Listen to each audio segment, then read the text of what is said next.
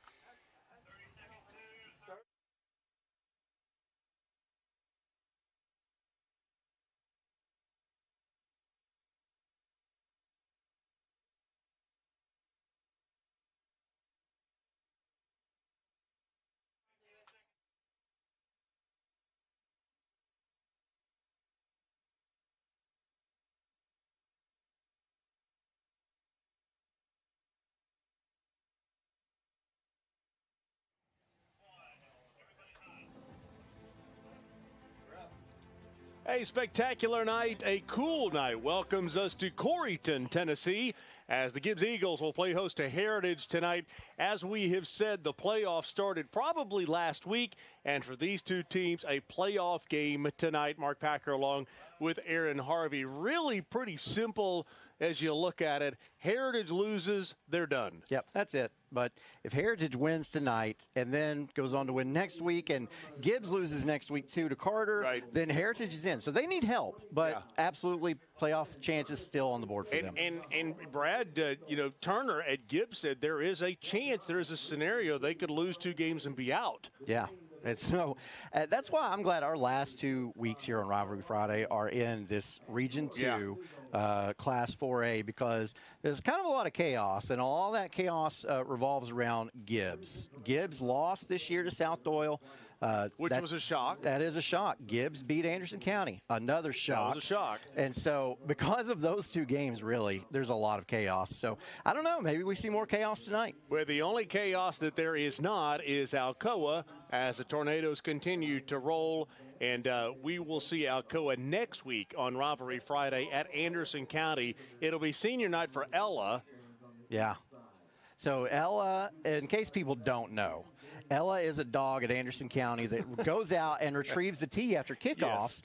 And they're going to do it like Smokey. They've got another Ella trained in line. So when Ella retires, they've got another one coming up. And so really interesting, awesome thing they do at Anderson County. Yeah, and we'll focus on that next week. But as for this week, things got started last night on Rivalry Thursday as Oak Ridge remained undefeated. They flexed their muscles in a 45-21 win over Farragut. Austin Price and Eric Kane with a look back at the Wildcats win. Thanks, Mark. Here at Farragut, it was a big win on the road for Oak Ridge. Let's take a look back at the highlights. Early on, it's 7-0 Wildcats. Blaine Stansberry says, I've already got one on the ground, Eric Kane, give me 2. Yeah, it was the same place, same result, untouched in the end zone, 14-0. Farragut comes back down the sideline, lengthy play, and into the pay dirt with Garfield. Yeah, Max Garfield on the touchdown catch. A nice game for him. Also a nice game for that guy right there. Power 4 player, soon to be, Malik Howard goes all the way, 67 yards for the touchdown. Farragut able to go back up, time to find Garfield again. Yeah, Garfield again down the field. They looked really good going down the field in stretches, but it was just too much Oak Ridge. Gerald Jemerson into the end zone there. Malik Howard posterizing there in the back of the end zone, and Stansberry gets one more to Howard in the back of the end zone. 6 total touchdowns. A fantastic performance from Oak Ridge, a Oak Ridge team that was really battling injury coming in, and they said, what injuries? It doesn't matter. Next man up mentality. They get the win. They improved to 9-0 on the year and set up a big matchup with Maryville next week. Yeah, Oak Ridge now travels to Maryville next week. And for Farragut, pretty simple here. They're a 2-7 team, Aaron Harvey, yet if they win next against Cleveland, they're in. And that's amazing for them to be able to win 3 games and get into playoffs. I'm really interested to see how Oak Ridge finishes next week against Maryville. I think money would probably be on Maryville in if betting legally.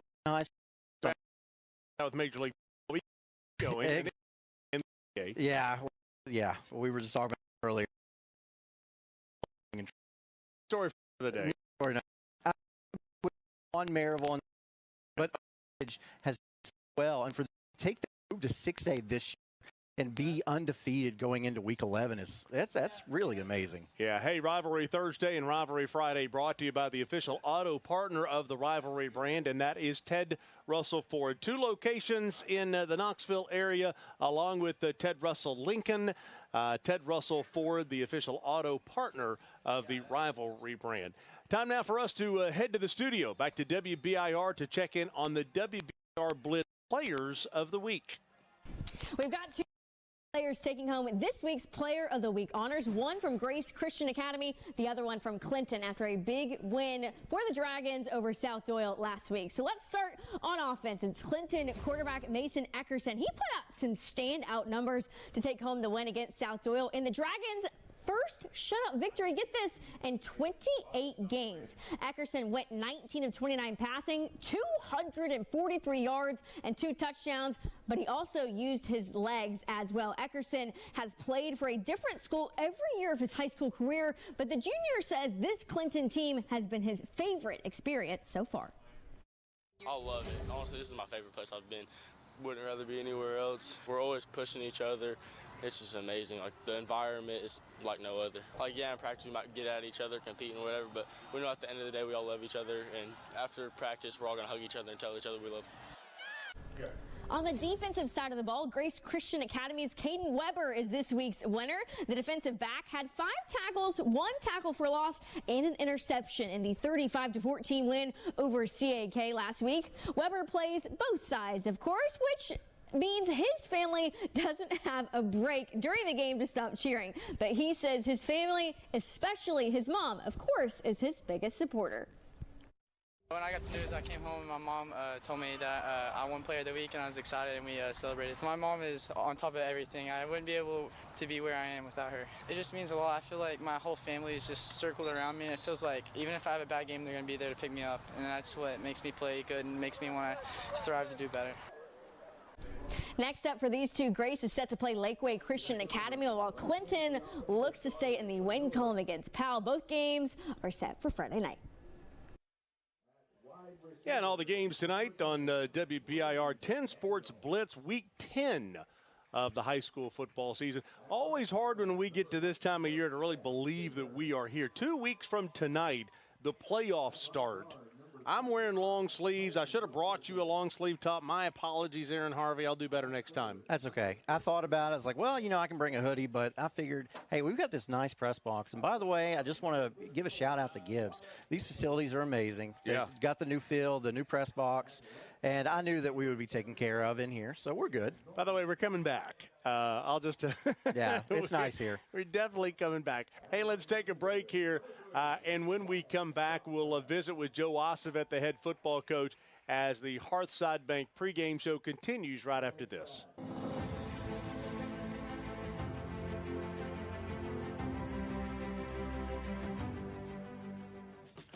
High school sports is bigger than the players in the game. It's all about communities, screaming fans, the bands, cheer teams, and mascots. Oh, and the dogs. Just like high school sports, OEB Law is all about results. Hi, I'm Tim Elrod, and the OEB Law team is dedicated to giving you the game-winning results you deserve. OEB Law, just results, 546-1111. Hey, East Tennessee, ready to save big? It's all at Hammer's Dry Goods. For over 70 years, we've been your hometown store for famous brand men's and ladies' clothing at rock-bottom prices. Need rugged workwear? Sharp casual looks? Ladies' game day gear? We've got it all, and it's priced to move. And when you shop Hammer's, you keep your money local, supporting our schools, our students, and our community. Hammer's Dry Goods. Tradition, value, hometown pride, and savings you can feel. Get to Hammer's today. Kathy May Martin has been making real estate dreams a reality for over 3 decades. Buying or selling real estate is one of the most important decisions you'll ever make. Choosing the right realtor is next. Thinking of buying or selling? Call Kathy May Martin at Coldwell Banker Jim Henry & Associates for all your real estate needs. Rest assured, with Kathy's knowledge and experience, you will be on the winning team. The free medical clinic offers primary care at no cost to the working poor. Every day, thousands of families live in fear, afraid to get sick or injured because they have no insurance and low income. But FMC removes that fear. We help people get back to work, back to school, and back on their feet, keeping our families healthy and our economy moving forward, especially for our rural and minority neighbors. With a full suite of services, top-tier medical professionals, FMC is redefining what healthcare looks like for the underserved. For more information, go to fmcor.org.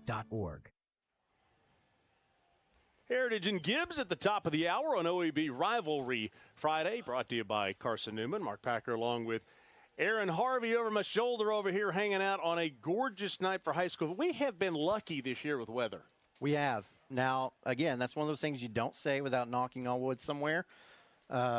I don't see any in the immediate vicinity, but I don't see any here. We have been, and this is what a lot of the football people, the people who love football and around it, the coaches and all, this is what they call football weather when you get into this. Sure. You start in August, and it's hot as all get out. Yeah. And then you get to this time of year, and it's cold, and everybody else is bundling up. But this is what the football people love, this type of weather. Got two great football coaches tonight. Brad Turner, the head coach at Gibbs, one of the real good guys. He's the head coach for Knoxville in the Commercial Bank Rivalry Showcase, which will be that second weekend of December. On the other side, Joe Ossovet, the offensive coordinator for East Tennessee. Sophie Starkey had a chance to visit with the head coach of the Mountaineers, who have to get a win tonight. Okay. All right, will you just give us 3, 2, 1? 3, 2, 1. Coach, in a game like tonight, everything on the line, do you just throw everything you've got at Gibbs? Short answer, yeah. But it's got to be organized chaos, you know. Got to be real efficient in the run game. Got to be able to stop their run, too. Things that they like to do, want to try to make them one-dimensional tonight if we can. Hopefully we have that opportunity. Yeah. And when you look at Gibbs on film, what kind of things stand out to you that you think your team needs to capitalize on?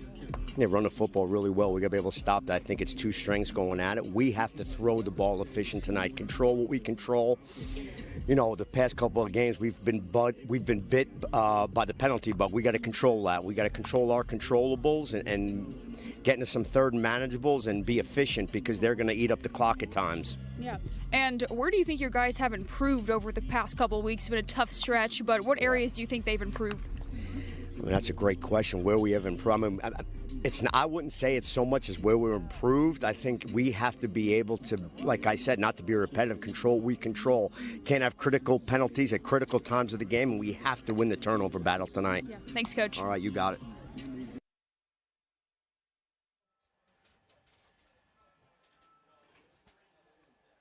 I always love how he just turns and runs away. That's how Joe Ossovet does it. Hey, Rivalry Thursday, Rivalry Friday, brought to you by Carson Newman University. So many exciting things. Enrollment at an all-time high. By the way, in our Rivalry Showcase, Knoxville's going to practice a full day at Carson Newman during that week. East Tennessee's going to practice a full day. And maybe those guys will wear shirts.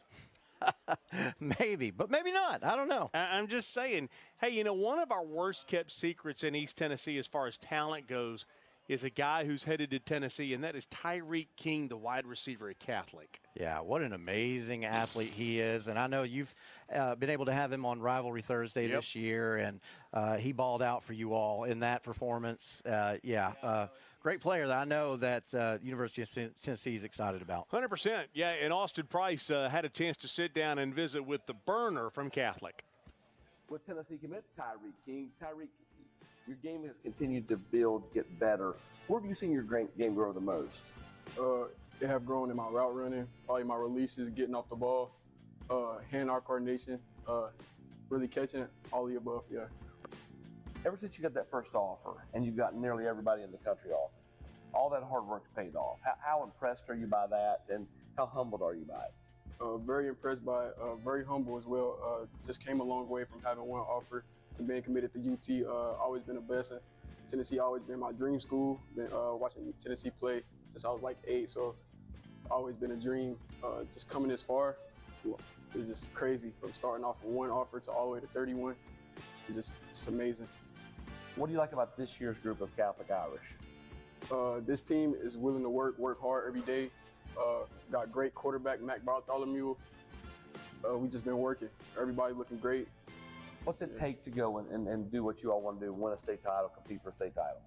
we got to keep working, work every day hard, know our assignments, really just play as a team, make sure we're together. Yeah. What do you want to accomplish, throughout the rest of your football career, whether it's high school, college, NFL, if you're lucky enough to make it that far? What are some goals you have?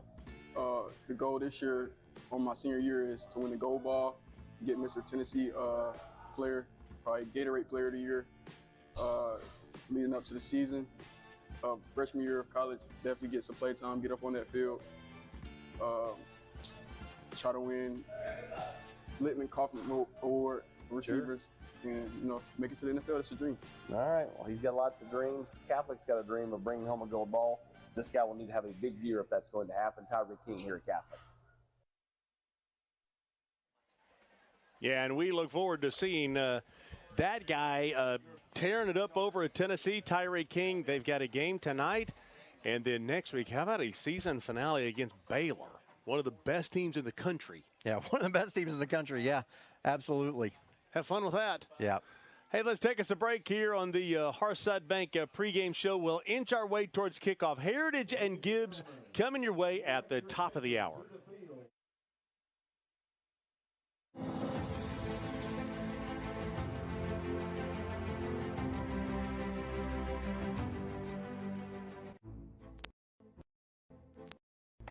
Stuff. Not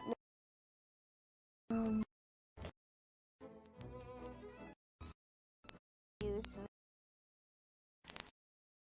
early to at Heart Bank closely. Your financial dream always within member FDIC. A beacon of hope is the high price.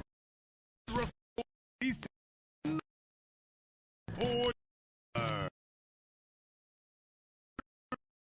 road gas for all electric off MSR Ford F-150. See the super dealer today at either Ted Russell Parkside. High school sports is bigger than the players in the game. It's all about communities and the dog. Just like high school sports, OEB Law is all about results. Hi, I'm Tim Elrod, and the OEB Law team is dedicated to giving you the game-winning results you deserve. OEB Law, just results. 546-1111.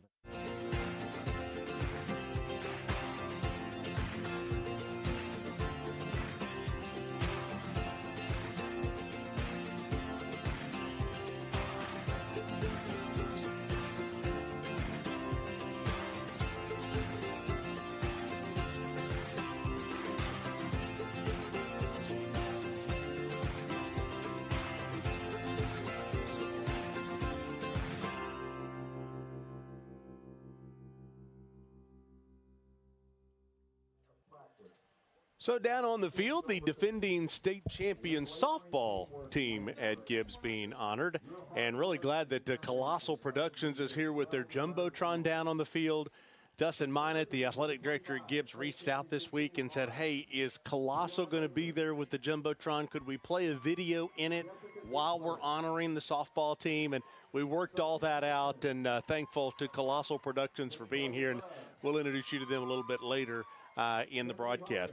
Last week, we saw Grace and CAK, and boy, Grace looks good. Yeah, they do. They coming off of a big win against Sevier County just the week before, and then really put it on CAK, controlled that game from start to finish. Grace is in a really good spot moving into the playoffs. Yeah, Grace is in a good spot. CAK, they got a little bit of work to do, but still 5-3. Having a great year. They're a playoff team. Yeah. And one of their key players is a guy we saw multiple times last week. Austin had a chance to sit down and visit with Colin Kreider. You're at CAK with Colin Kreider. Colin, you have been really the key for this team this year as a defensive lineman, as a tight end. What do you feel like you brought to the table? I mean, just with the impact and, I guess you could say the sort of threat I bring, I'm kind of taking the focus, bringing the focus to myself, making teams like key on me, make them game plan around me. That's the goal. I'm just able to let the other teammates make big plays, and whenever the plays run around for me, I'll just make them myself. What do you feel like you bring to the table rushing the passer, leading the conference in sacks? Yes, sir. I mean, that's what my main focus has been this season. Just been trying to work on as many moves as I could get down. And I feel like even whenever I'm not always bringing the sack home, I feel like I'm able to get pressures and affect how the QB gets the ball out. What do you like about this year's team? I like our resilience and our hard work. It's by far the most hardworking team I've seen in the 4 years I've been here. And I think it will only get better as the years go on. Talk about your leadership. What do you feel like, you've grown in that area? I mean, freshman year, came in here, transferred, didn't really know anybody, didn't talk. But now, I mean, I've gotten comfortable. I've just been trying to lead through actions mainly. Just working as hard as I can, letting other people see that. I feel like that's all I really need to do. For you guys to close this year out the way you want to, what do you guys have to do? We just need to take one day at a time, one game at a time, and I've noticed we've been doing that really great so far this week. This is a big region game. If we can win this, we'll have a great shot to make a decent run in the playoffs. So that's the goal for us. All right, here at CAK, Colin Kreider, a key addition, leading the conference in sacks, and he will be a menace for opposing teams every Friday night. Rivalry Friday, Rivalry Thursday. The Rivalry brand brought to you in part by OEB Law. Just results. DJ Pendergrass going to join us up here in the press box for a live halftime interview. His debut on OEB Law Rivalry Friday as the softball team celebrates their state championship for Gibbs down on the field. Mark Packer along with Aaron Harvey up here in the press box. Sophie Starkey, we'll get to her in just a few minutes. Key players in tonight's game. Heritage, we've seen them before. For Gibbs, they've got a number of key guys. Yeah, absolutely. And you look at a team like Gibbs. All right, you look at Keith Jones, the quarterback, 8 touchdowns to 1 interception. Yep. Very efficient at that quarterback position. Tucker Ownby, 137 carries on the year. That's a lot of carries. So he's got 5 rushing touchdowns on the year. So Gibbs, they've got a lot of talented players that carry the load for them. And one of the guys who's going to get it done on both sides of the field on the ball, is a guy named Chase Norman. He could be key tonight for Gibbs as they try to sew up that playoff spot. I'm very grateful I get to play both sides of the ball. It helps you get a different perspective of the game, not just from the offensive and the defensive. You get to see it from both ways, which helps your knowledge in the game and just helps you read the game better. So when I'm on offense, you can think of how you would read it on defense, which just gives you a whole different level of how you read the game. I think no matter what position you play, a first step is very important, but at tight end and linebacker, a lot of your first steps is a big read step on defense. Just trying to get in the right position on tight end, you got to have a strong first step, especially when you're blocking, because you got to have power. So I think just footwork and training, all that stuff plays a major role, especially when I'm playing tight end and linebacker, just to help me be at my best ability I can. I'd say the things I've worked on the most is just being a better leader this year. Being a senior, that's the role you have to take on, just making sure I'm leading in everything I do in practice, in the games, off the field. Just make sure I'm setting a good example for my team so they can all succeed.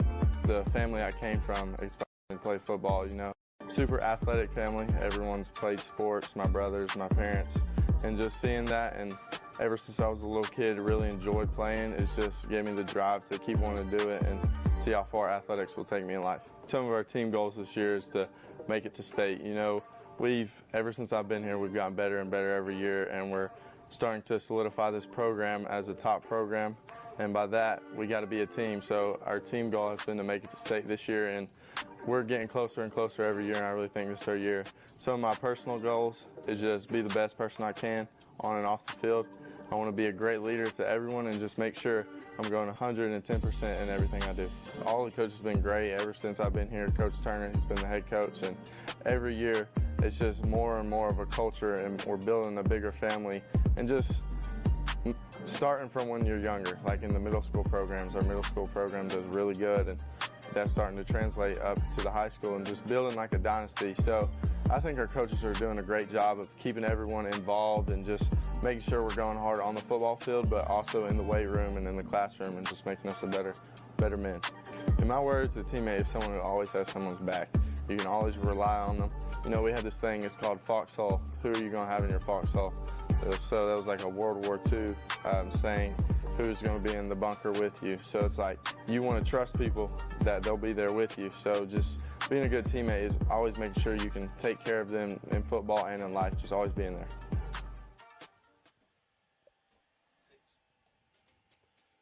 We had a beautiful night here tonight as the color guard makes its way down there on the field. And they'll play the national anthem here momentarily. Brought to you by Food City.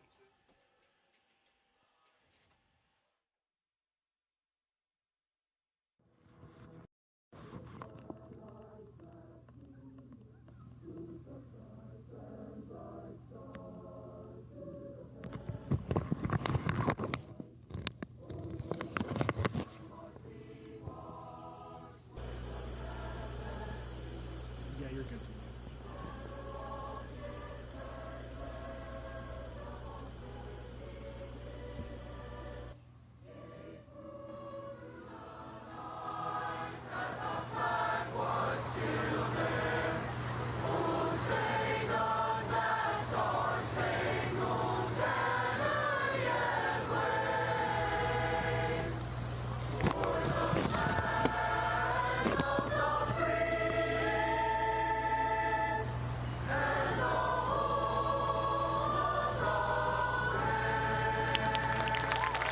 Job by the Gibbs singers down there. Let's take a break on the Hearthside Bank pregame show as kickoff is just minutes away.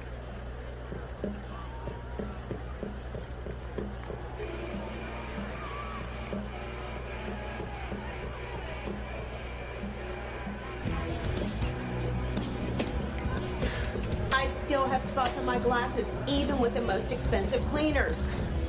Whoa, Aqua Clear can fix that. If I don't squeegee this, I still see spots. Are you tired of still seeing spots? Aquaclear can fix that. They did laundry again. Aquaclear can fix that. Hey guys, we got a special guest coach today. Catholic alum, Tennessee great, Cooper Mate. Thanks, Coach. Let's see what your boys got. That's it. Hey, bring it up. Nice work today, man. Y'all hungry? Yeah. We got some Auburn's. Let's eat. Auburn's. Real comfort, real food, real good. More fingers, Mr. Mays? Yes, please. Hi, I'm Laura Ash. I'm a State Farm agent here in West Knoxville. I love to serve all of East Tennessee for all of your home, car, life, and business insurance. If you need anything insurance related, give us a call at 675-0888. I'm Tennessee basketball player JP Estrella. Let me give you a tour here of the offices at Knoxville Smiles. Dr. Costa is placing implants with a robot, and it's all done digitally. There's no guessing with this since it's all robotic. Dr. Wilco is the newest addition to the office. He loves to research the latest and greatest in technology, so the other doctors go to him for the newest product information and techniques. Dr. Malone is building teeth in the mouth. To him, cosmetic bonding is more like artwork. He does this without cutting your teeth down. It's all about building them up. Guys, we still have a problem. Y'all have a bigger chair.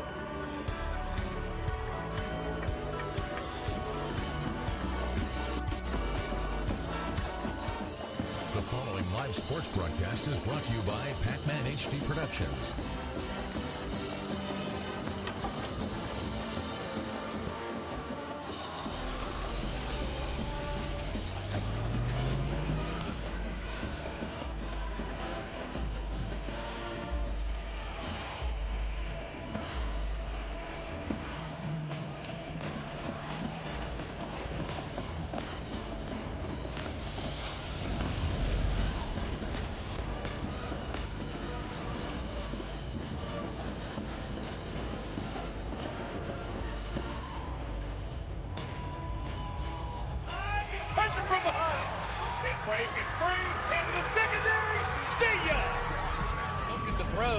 of the end zone, touchdown. Hand off with a bowling ball, Torian Williams, touchdown.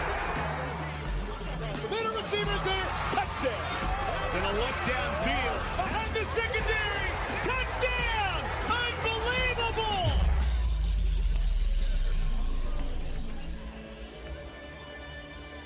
And a spectacular atmosphere here tonight as Gibbs will make their way out onto the field. They do it right. And this is part of how Brad Turner says you build a program. You see something like this. Kinds of moving parts down there. Got a playoff game atmosphere here tonight. Heritage wins, they're still alive. Heritage loses, they're out. Gibbs wins 2 playoff games, and then Gibbs has the opportunity to be in the playoffs. Let's head down to the third member of our team, Sophie Starkey, standing by with Brad Turner.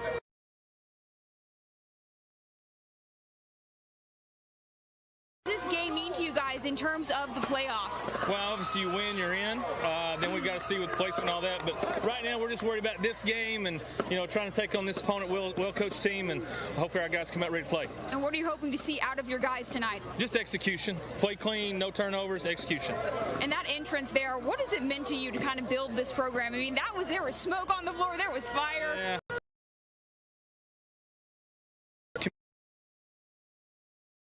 You know, I'm like, whatever the kids want, I'm down with it. Thanks, Coach. Thank you.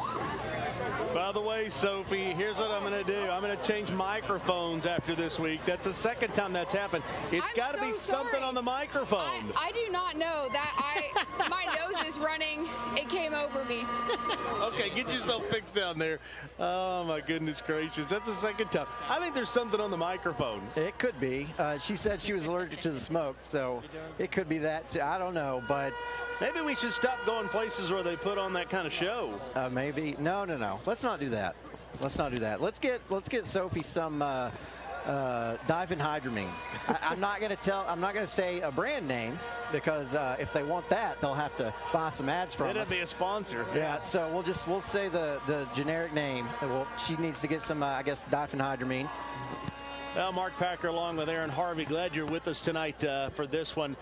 We have talked about how the playoffs got started literally in week number 9. I mean, yeah, games are important all year long, but at this point, a lot of playoff implications.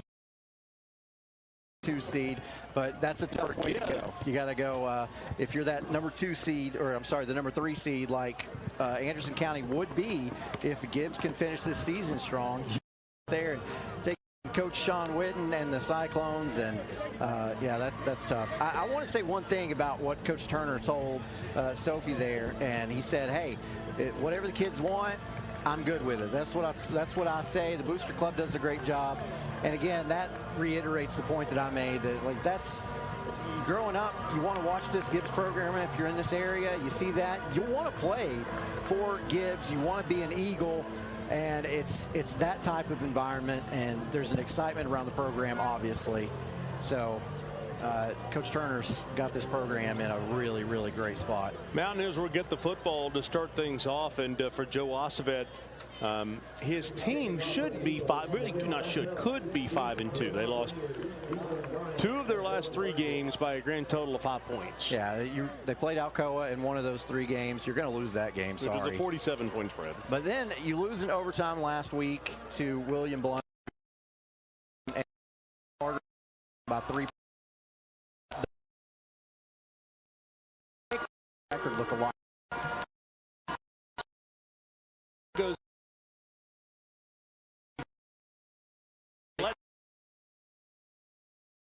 Called him out.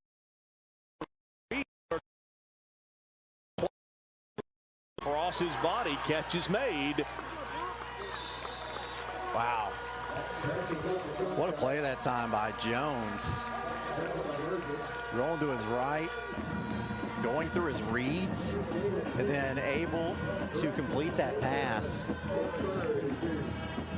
to make it a 3rd and short. 3rd down and 2. They'll pitch it out to the left side. Student body left will get the first down.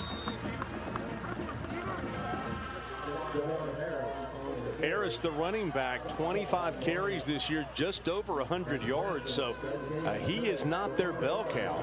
No, in fact, he's more of a wide receiver. They line him up for that speed pitch. To good results.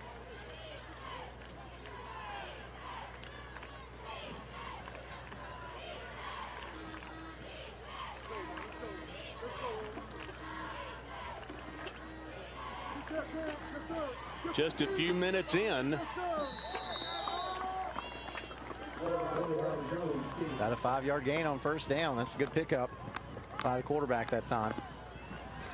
Fake the jet sweep, kept it himself. Well, what a break for Gibbs on that first play. And the 6th play of the drive for Keith Jones in the offense. Week 10 of the high school football season.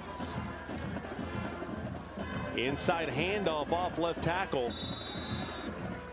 And there's Tucker Ownby. Now he is the bell cow. 587 yards coming in. 5 touchdowns on the ground. They haven't thrown the ball much to him. If they're going to throw it, they're going to throw it to Harris out of the backfield. Yeah. You see, they're might be throwing the football a lot tonight. Third down and 4, they'll run the option, and that one, good grief, what a hit. Man. And it was textbook how you're supposed to do it as well. Connor Wheeler comes through on the tackle, and it will bring up a 4th down and 4 in what is obviously 4-down territory. Yeah, Connor Wheeler, if you're a fan of high school football. Gibbs going tempo again with a stack to the right. And a timeout will be taken here by Gibbs. Going to talk about what they want to do next on this 4th down. Well, our thanks to Jim and Nick's Barbecue for providing our pregame meal each and every week right outside of Westtown Mall. I'm telling you what, one of the guys on the Rivalry Thursday crew came over last night and he said, is Jim and Nick's back next year? I said, I don't think they're going anywhere.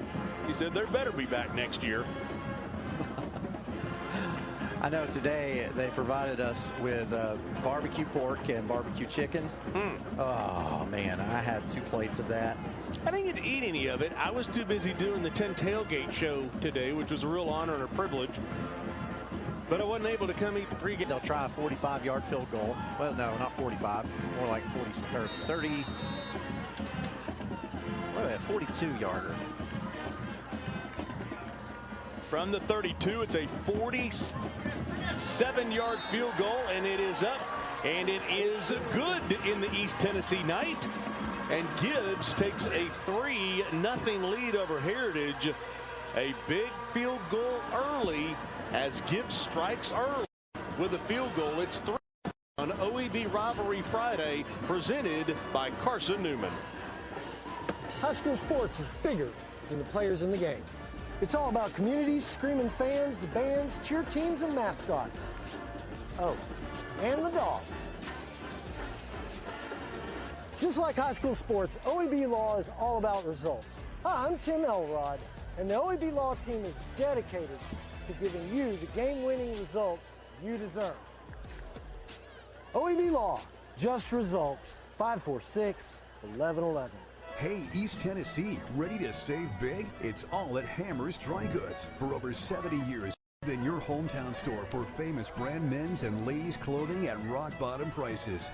Rugged workwear, sharp casual looks, ladies' game day gear, we've got it all, and it's priced to move. And when you shop Hammers, you keep your money local, supporting our schools, our students, and our community. Hammers Dry Goods, tradition, value, home. The free medical clinic offers primary care at no cost to the working poor. Every day, thousands of families live in fear, afraid to get sick or injured because they have no insurance and low income. But FMC removes that fear. We help people get back to work, back to school, and back on their feet, keeping our families healthy and our economy moving forward, especially for our rural and minority neighbors. With a full suite of services, top-tier medical professionals, FMC is redefining what healthcare looks like for the Information, go to fmcor.org. In East Tennessee, work isn't just a job. It's who we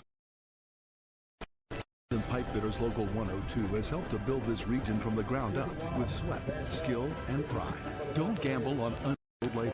At Local 102, our members train in a state-of-the-art facility with advanced rebuilding, good work, good wages, local jobs. Local 102, building today, fighting for tomorrow.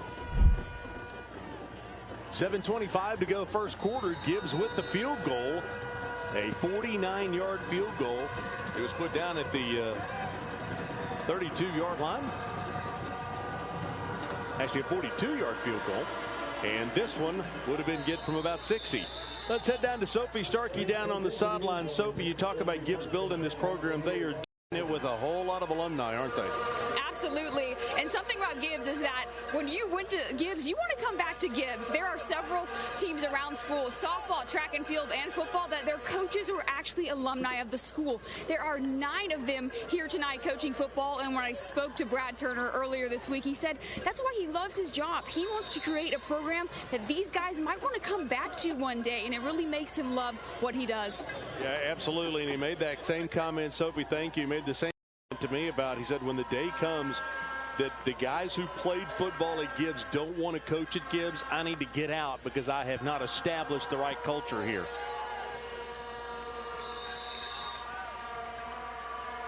So good pickup on first down that didn't fumble that time.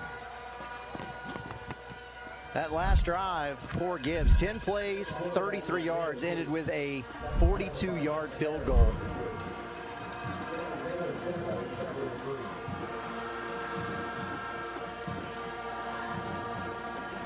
Mountaineers in a must-win situation tonight. There will be more and more of those teams tonight and next week who will find themselves in a position where the playoffs have already started, and they have for the Mountaineers. 3 receivers near side, little bubble screen, nice blockers in front, good yardage out to the 35, and on second 3, that is first down.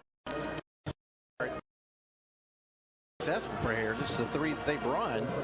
Just that one fumble is troubling, especially if you look at a trend. They outscore in the first quarter, and they outscore opponents in the fourth quarter typically. But they get beat really bad in the second and third quarters. So if that trend continues tonight, then you look, the Mountaineers want to win the first quarter. That was Troy Irvin on the pickup for the first down. They'll play fake, look to throw, and going to take a shot. Nice catch inside Gibbs territory. Down to the 47-yard line and a gain of 18 yards, and there he is again. Irvin, 2 plays in a row. Yeah, that ball hung in the air forever, but able to come down where only a Heritage player could make the catch. And Heritage.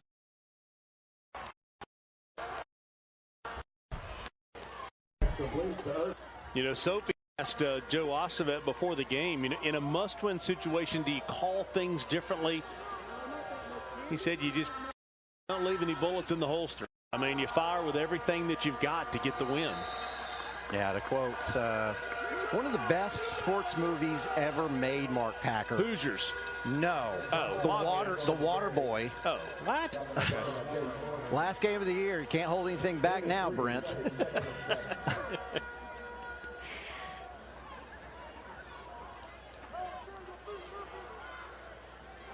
Quick note, the offensive coordinator for this Heritage team is Dustin Peels, who is a former head coach of my alma mater, Wartburg. Second down and 7. Gibbs saying there's movement at the line of scrimmage. The official agrees. The official will agree with that.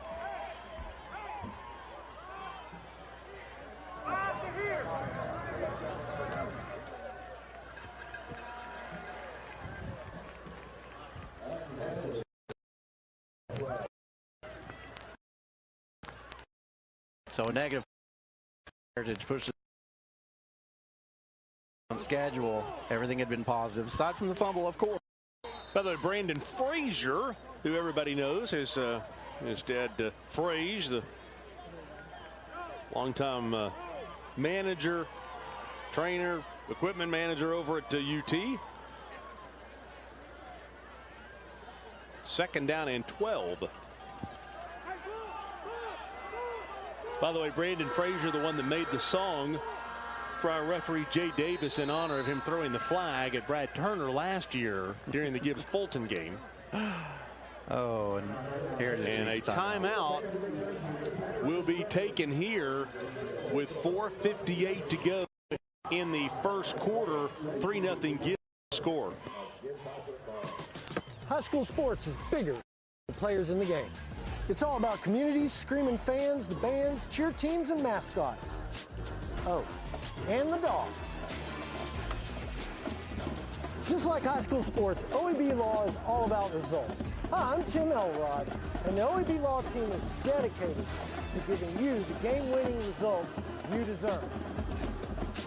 OEB Law, just results. 546-1111. Welcome back. 4:58 to go first quarter. 3-0 Gibbs with the lead. Heritage somewhat on the move. A 2nd down and 12 for Joe Ossavet, former Tennessee assistant coach. Really like the quarterback that he's got this year. Great kid. Came over and said hello. Madden McNeil, the senior. Matter of fact, I was impressed with several of the Heritage kids who came over and said hello.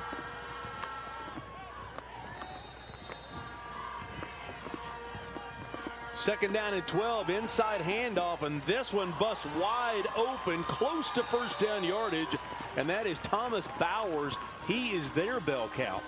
Yeah, 516 yards on the season, 11 touchdowns on the ground for Bowers.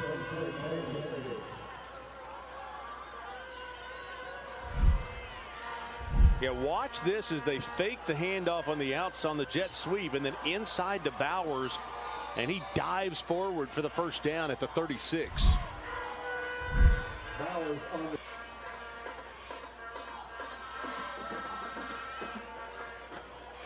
You know, it just hit me. I feel bad now because number 22, it was Bubba Patterson as they hand off to Bowers right up the middle, close to first down yardage, and could be an extra flag there jumping on the defender. But when we had William Blunt and Heritage on Rivalry Thursday, Bubba Patterson had himself a game, and I was just all over. I mean, Bubba left, Bubba right. He was my guy. He came up to me before the game and introduced himself, said hello, and I realized that was Bubba Patterson.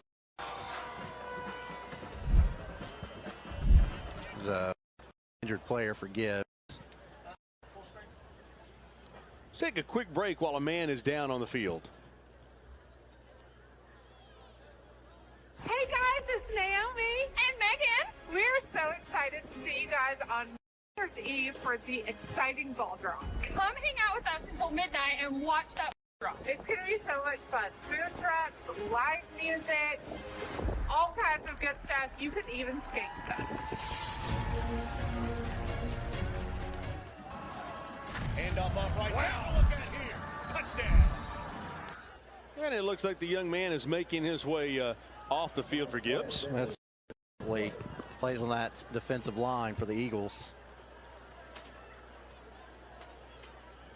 Yeah, they were hopping on Bowers after Bowers got 9 yards and a 2nd down and 1.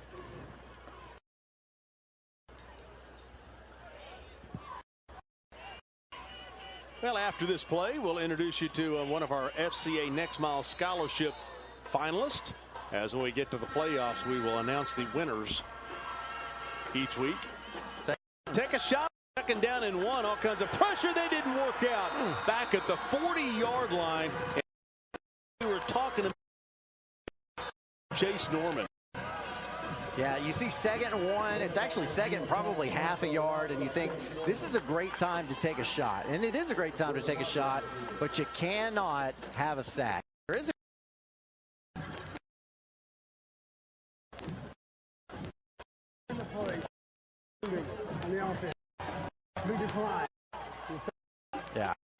Yeah. I mean, that's a loss of about 13 yards. So you go from a 2nd and 1 to a 3rd and out.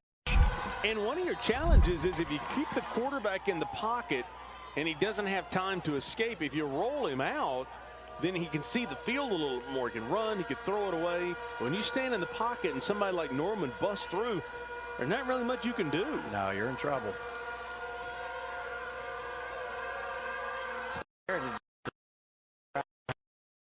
Fourth down. Try to get the ball here. 3rd down and 13. A little screen across. Oh, goodness gracious, what a hit. Hello. And for Gibbs, that's Memphis Wilson. Jeez, what a shot. Jeez. Yeah, Brad Jones will find this one. And if it were a Thursday, that would be a Joe Newberg collision of the game nominee. 4th down and 11. You're at the 37. You're kind of in no man's land. They may try to draw Gibbs off, get a 5 yards and kick a field goal, but we'll see. And they'll quick kick. This could work out well as the ball goes in the 15 and dies down at about the 12, 11, 10 yard line. Wow. And that worked out well. Yeah.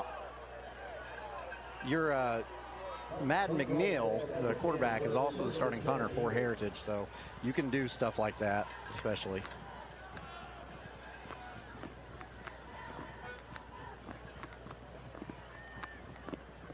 So what was that you were saying about FCA next mile? I'm saying as soon as it pops up on the screen, we'll read it. And there it is. Annie Alvo of Lenore High School candidate has an incredible $40,000 grabs, $2 $15,000 scholarships to 5 scholarships, and with the winners rivalry.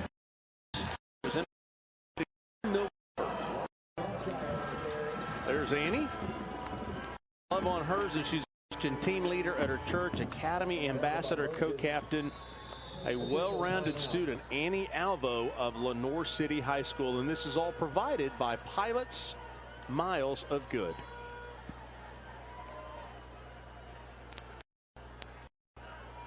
And we got a timeout on the field. Well, you watch the first down run by Wyatt Shropshire. And Shropshire takes it out past the 25 to the 47 for a first down. Weekly game tonight, Powell and West in a key game. There's loss to a 27-24 to Jefferson County. Meanwhile, at the same time, West was driving Blunt 59-14. Be anxious to see what happens in that. Powell at West. All of our rivalry Thursday. Games WKNX, the KNOX on the TV side, and WBIR Plus on the digital side. All those WBIR Plus. Then Friday next week, Alcoa and Anderson County. Mountaineers brought pressure.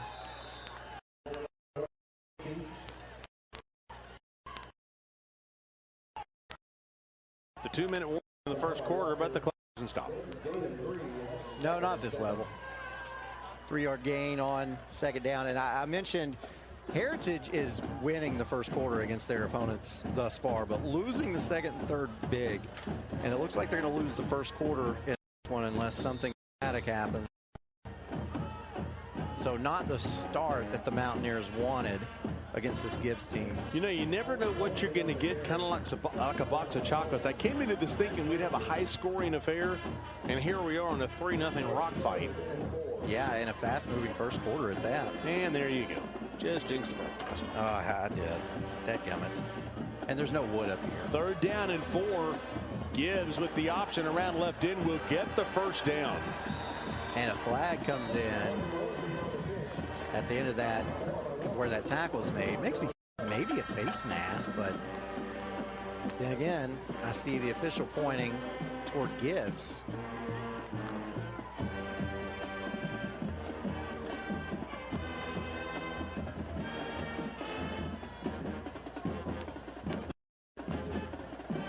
Blocking the back. Oh, okay. 10 yards, 3-point. After the penalty, it's third. block and a back must have happened right where the tackle was made. Apparently 4 yards past the sticks.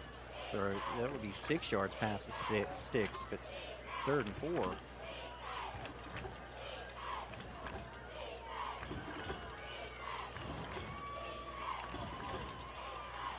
So 3rd down. And a nice defensive play for Heritage. Zachary Wilson got his number called for Gibbs, and the Eagles sending out the punting unit.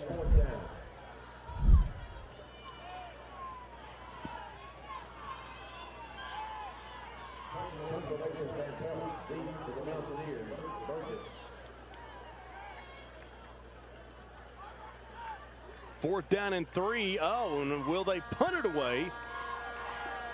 And no flag. And what a nice punt for the Eagles all the way down to the Heritage 23-yard line with 16 to go in the first quarter.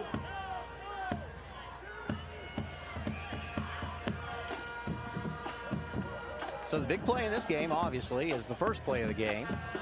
A fumble by Heritage in which Gibbs capitalized with a field goal 10 plays later to make this a 3-0 game. Otherwise, this thing could be deadlocked. Or what if Heritage scores on that first drive? Yeah, and Heritage has got to feel pretty good right now about themselves of where they are in this game, because Gibbs has kind of run up and down the field just a little bit. McNeil, the senior quarterback, inside handoff to Bowers. Bowers off left tackle, and that will take us to the end of the first quarter on a nice run. It's 3-0 Gibbs unless they get one more run, because the first down stopped the clock. They'll start the clock again, and that will take us to the end of the first quarter. 3-0 Eagles after 1 on OEB Rivalry Friday, presented by Carson Newman. High school sports is bigger. Players in the game. It's all about communities, screaming fans, the bands, cheer teams, and mascots. Oh, and the dog. Just like high school sports, OEB Law is all about results.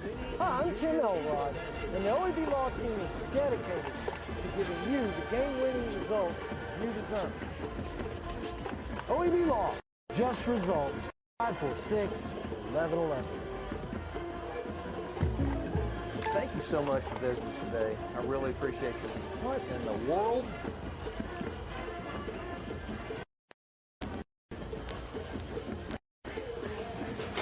Hey! Whoa! Save it for Rivalry Thursday, guys!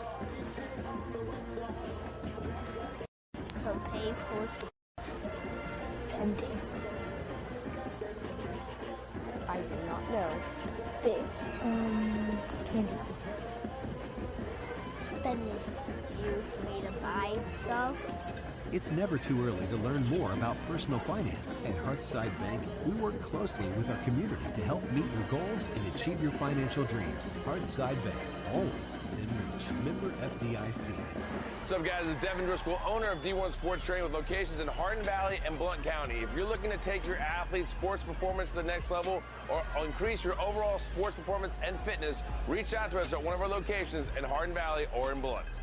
It's the Ask Coach Heupel Show. Hello, and welcome to Ask Coach Heupel. Brent writes, Coach, know any good dad jokes?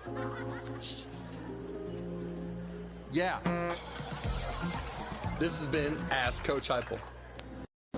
Rivalry Friday is brought to you by OEB Law, Carson Newman University, Russell Ford, and Hammer.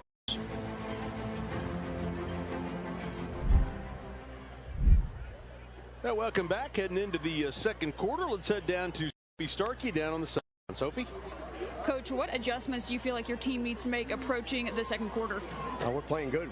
We put the ball on the ground. The first one, we've been efficient in the run game so far. We got to keep executing and winning our one-on-ones. But I like where we're at right here. What's the key to keeping this execution? Win your one-on-ones. Thanks, Coach. Short and simple like that, Mark. I'm telling you. 3-0 after 1, Gibbs. And he's right. We've got the first quarter stats. We've got total yards. Heritage, 79. Gibbs, 67. That's the total yards. First downs, 4 for each team. Rushing, Gibbs has 40 rushing yards on 10 carries. Heritage, 31 rushing yards on 6 carries. But listen to this. Both teams combined, throwing the football, 7 for 8 for 75 yards. 7 for 8 through the air for both teams combined. That's what you call efficient. Yep. Throwing the football with a lot of success. So as we come back, a first down and 10 for Heritage at their 35-yard line. Down 3-0 as we reset. Mountaineers have got to win tonight or their season is officially over. Handoff off left tackle to Bowers. Bowers shoots right through the line of scrimmage. Now, should Heritage get a win tonight, the Mountaineers will become the biggest Carter Hornet fans in a big game next week in Strawberry Plains. A rivalry game to finish the year, Gibbs at Carter. Yeah, because if were to pull off that win against Gibbs, and it's not like Carter's a terrible team. Gibbs would be favored in that game, I would think. But yeah, if Heritage can win tonight and Gibbs wins, then Heritage, this senior-laden team, is in the playoffs. You had to know that Heritage is going to hand off this time on second and short after what happened the last time on second down and short where they got sacked. Yeah. There wasn't any messing around this time. No, and handing off to Bauer well. I don't know what his yards per carry is just right now. I'll check on that, though, and see. But he's running the football very well.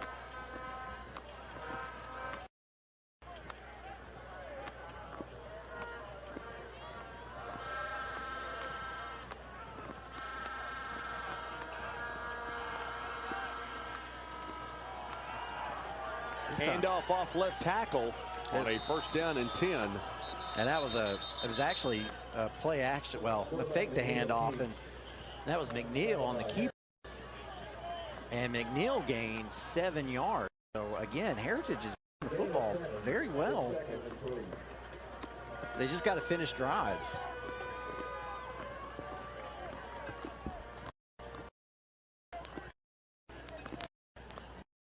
Second down and 3.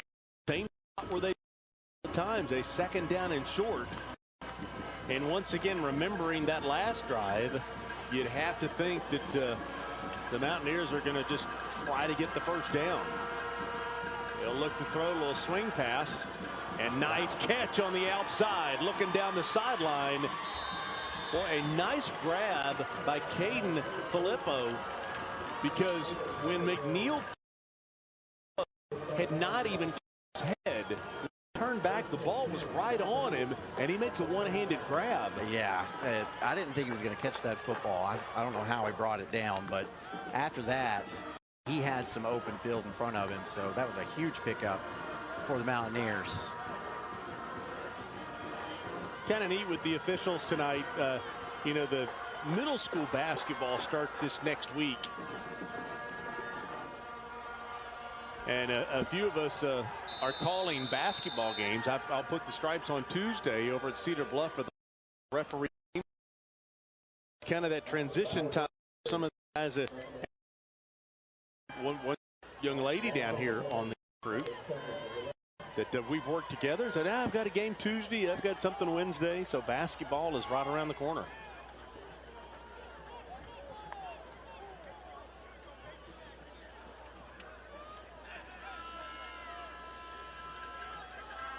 Look how hard that is to transition.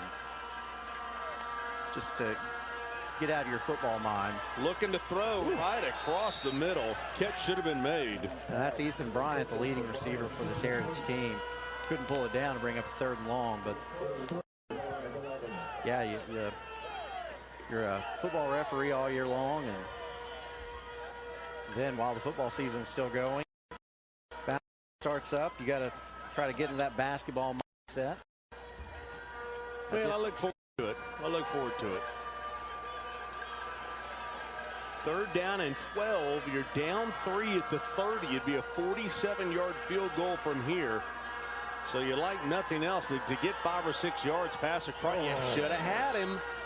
Had a receiver all by himself, and that was Dylan Burgess. Yeah, Burgess was open. That's a big missed opportunity for Heritage.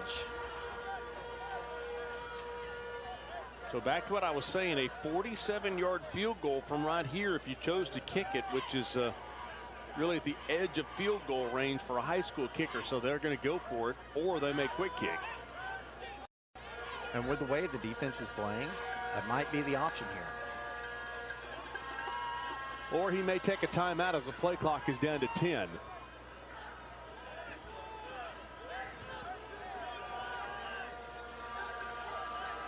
He calls the play, 1 second on the play clock, looking to throw, rolling out. Nobody is there, going to have to put his head down and run for it, and will not get there. Taken down at the 21-yard line, and the Mountaineers will turn it over on downs.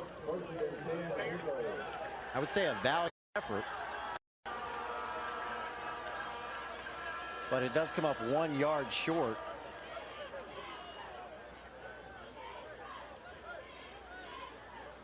Yeah, he didn't have much choice as he went around right end and said, well, at this point in time, all I can do is put the head down and go for it. McNeil just couldn't quite get there. Needed 11 yards, and he got 9.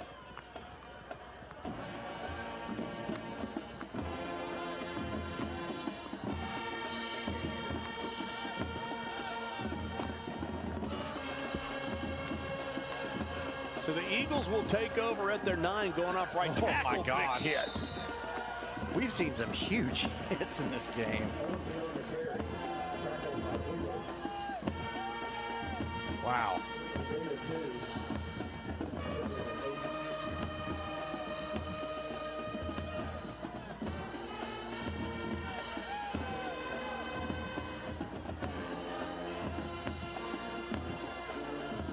Second down and 8 after a pickup of 2.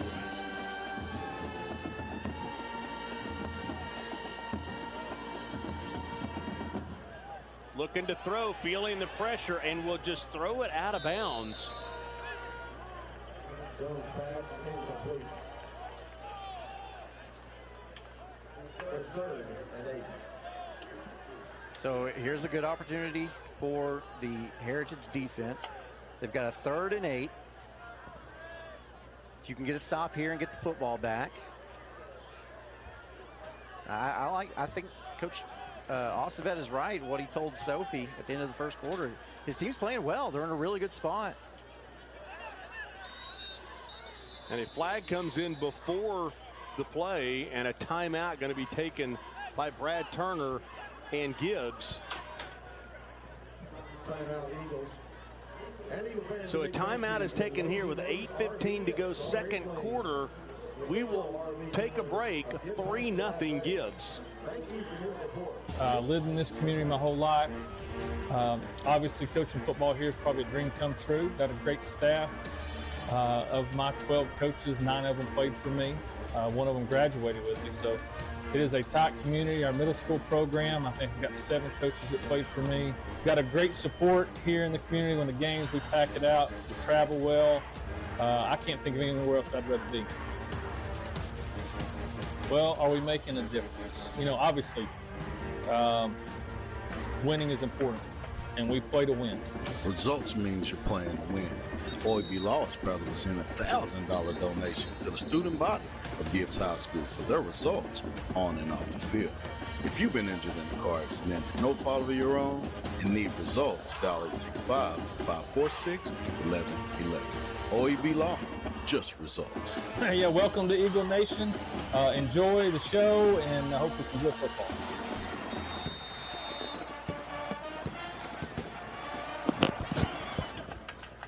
Back to the action here. Gibbs under pressure, rolling out, looking to throw.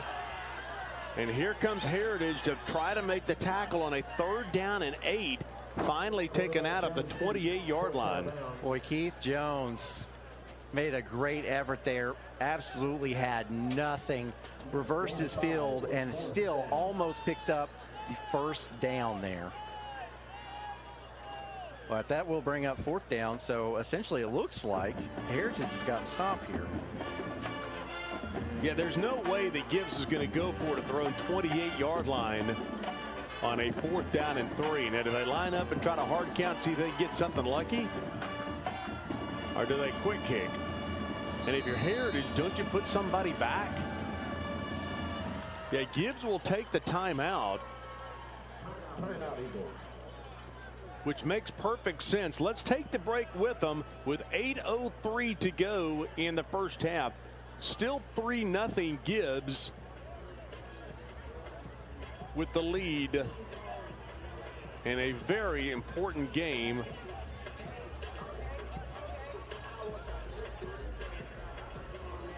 And we'll just stay here with 8:03 to go in the first half. Mark Packer along with Aaron Harvey, Sophie Starkey down on the sideline.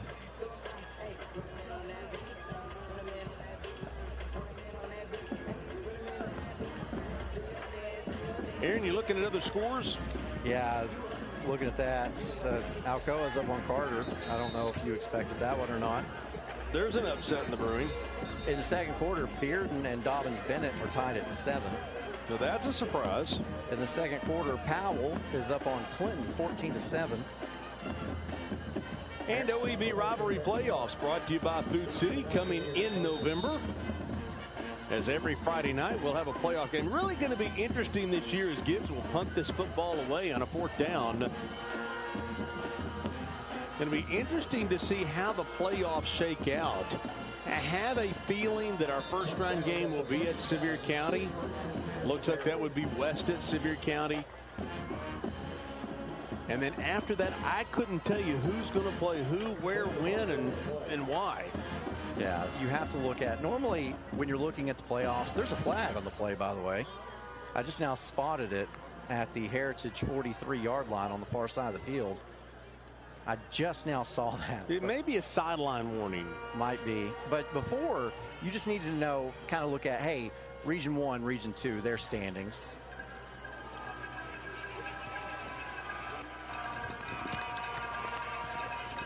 Dead ball. After the play. Personal foul.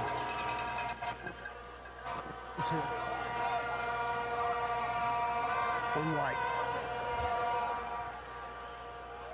Jay Davis making the call for us down there. So, yeah, it used to be, hey, if you're in Region 1 or Region 2, you really just needed to look at the standings in Region 1 and Region 2. But now, with the updated format, yes, you're going to play Region 1 or Region 2 in the first round if you're in one of those regions. But after that, you're going to play somebody from Region 3 or from Region 4. You're on the road. Yeah. Yeah, and where we've known that our second and third round games, we've had, local teams play local teams. I don't know what we're going to have this year. There's really no way to know. You just know a Region 2 team in the second round is going to play a Region 3 or a Region 4 team. That's what you know at this point. And I'll be honest, that I don't like for our playoffs, because I love having second and third round games where we've got local teams playing as Gibbs gets in. Look at the move. That's a pretty nice little move by McNeil. Wasn't bad.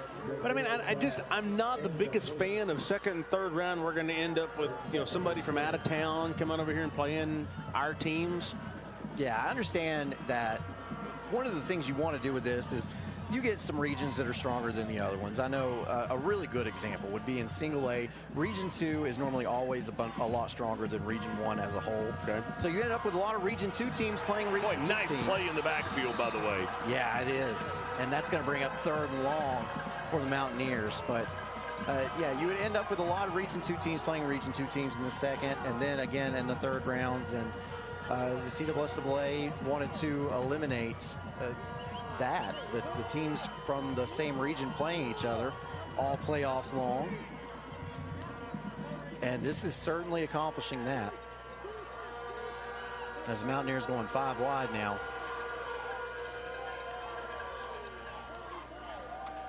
This is a good game right here. Third down and, 14 we'll call it. And if you're Heritage, don't make a mistake back here. McNeil feeling pressure from behind and be taken down at the 11. And does the football come loose? Jay Davis says no. And the Mountaineers will punt. And again, a huge sack for Gibbs. Just look, coming around the end there for the Eagles, Seth Sieber. Yeah, Jay Davis very vehemently says football was down right there. But Gibbs should get really good field position out of this. Or maybe even better. When the quarterback is standing in the end zone, good snap, he'll get it away. A low punt. And the advantage of this, no return. Let's take a break. Gibbs with great field position when we come back up 3-0. Brought to you by Food City. It's the Ask Coach Heupel Show. Hello, and welcome to Ask Coach Heupel. I'm your host, Josh Heupel. Mandy asks, what stands out to you about Tennessee when you compare it to the other places you live? Great question, Mandy. Right off the bat, I can tell you those other places don't have a food city. In-house butchers, local produce, it's enough to make you evolve for life. This has been Ask Coach Heupel. With me, Coach Heupel.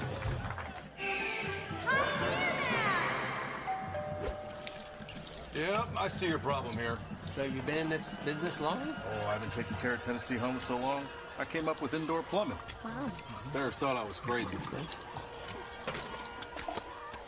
You keep it. I always keep a spare. Just in case I need to make peace with the raccoons again. Oh, raccoons. This little guy, he's coming with me. Trust your frontier to Pioneer. Create unforgettable memories high above the Smoky Mountains at Gatlinburg Sky Park. Step out on North America's longest pedestrian cable bridge and experience views you'll never forget. Explore our brand new hiking trails, perfect for adventures of all ages.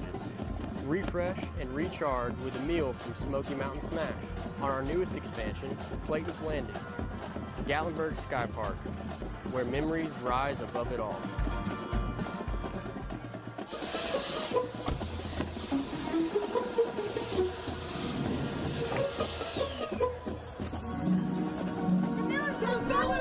Miller's got buddies. So you got pork, 3 sides, buns, and sauce? And cookies! Wow, that is a smoking good deal. Hickory Smoked Daily, so you can treat your family to a great meal anytime. Not again. Good thing we got extra. Come on in. Buddy's Barbecue, a smoking good deal. He has time. He's going to take a shot. And it'll be picked off. Rivalry Friday is brought to you by OEB Law, Carson Newman University, Hearthside Bank, Exterior Home Solutions, Food City, and Aqua Clear Water Systems. 6:15 to go first half, still 3-0. Mark Packer along with Aaron Harvey. Sophie Starkey down on the sideline, and we'll get to that after this play. And that is the games that we've got next week. Love the little tease there by Brad Jones. 2 good ones next week. So excited about them. We're going to make sure you know about them.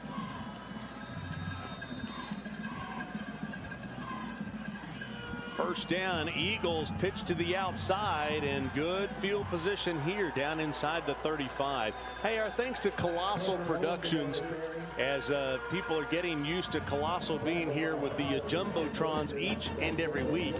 And if you've got a tailgating party that you need a screen for, no matter when it is, scan that QR code for Colossal Productions. We'll show you the play here. And nothing to show you there, but Colossal is here down on the field. And boy, thanks to Dan and all the great people at Colossal Productions. Whether it's, look, I mean, look at that event right there. There's a Tennessee game. They'll come set it up for you. Maybe it's a wedding. Whatever the event may be, think Colossal Productions for your event. They were here last night. They are here tonight and working hard. Your personal Jumbotron with Colossal Productions. 2nd down and 9. Quick pass to the outside. And a 3rd down and 1 coming up for the Eagles. There's a flag on the play. It was thrown behind the ball. So let's see what this call is. Holding on the offense. 10-yard penalty. 3-point. Okay. It's a tad bit large. Yeah. Because you had a 3rd down and about half a yard, and now you've got 2nd down and 18. Yeah, that's a big, big penalty for Gibbs. Hey, I want to mention, you were talking about next week's game. Yep. The second quarter is about to come to an end. Anderson County playing at South Doyle. It is the Mavericks leading over the Cherokees as they just scored a touchdown, 21-14. Yeah. Tight game. There you go. Eagles looking to throw. Catch is made. Or is it? Or no, it's not. It's dropped. And the intended target is slow to get up. That time looks like Reed Daniel.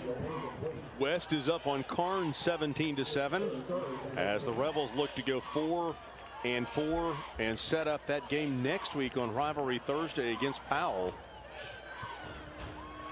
What a play defensively there. Maryville up 21-0 on Bradley Central second quarter. Central and William Blunt tied at 7 in the second quarter. That would be interesting.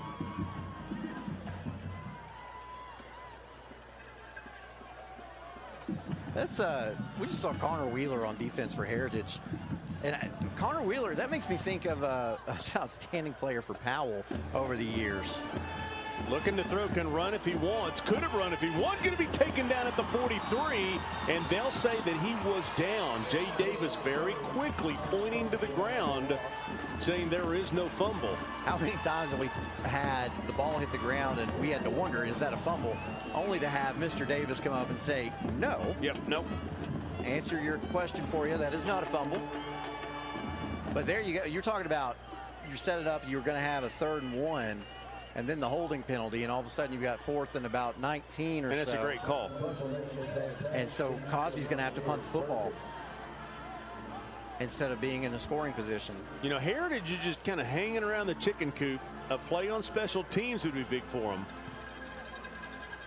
End over end punt, fair catch taken at the 11, and with 3:50 to go, Heritage down 3-0 with 2 timeouts.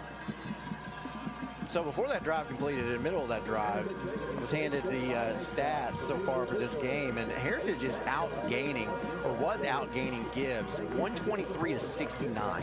So Heritage, they've just got to cash in on their drives. So here are the games next week on FCA Rivalry Thursday, presented by Covenant Health Powell at West, and then on OEB Law Rivalry Friday, presented by Carson Newman, Alcoa, and Anderson County. So 2 big games on paper. We'll see if they're good games in person. Should be. I think so anyway.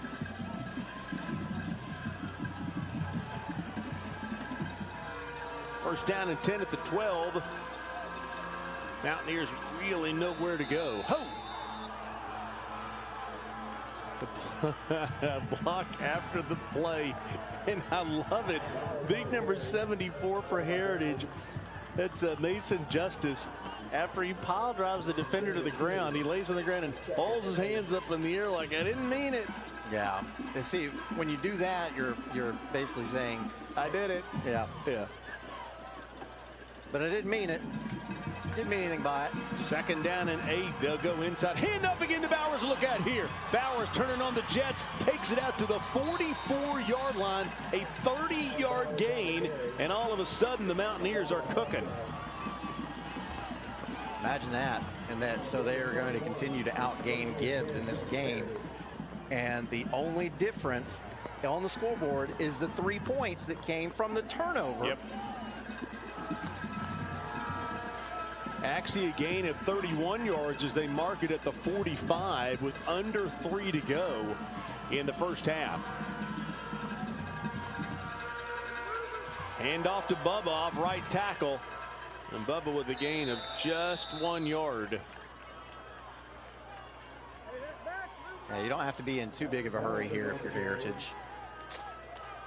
You just want to try to get some points on the board. Gibbs will get the football to start the second half.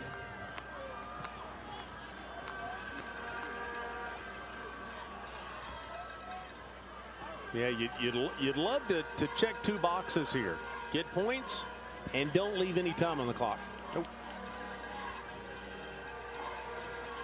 Gibbs loading the box here.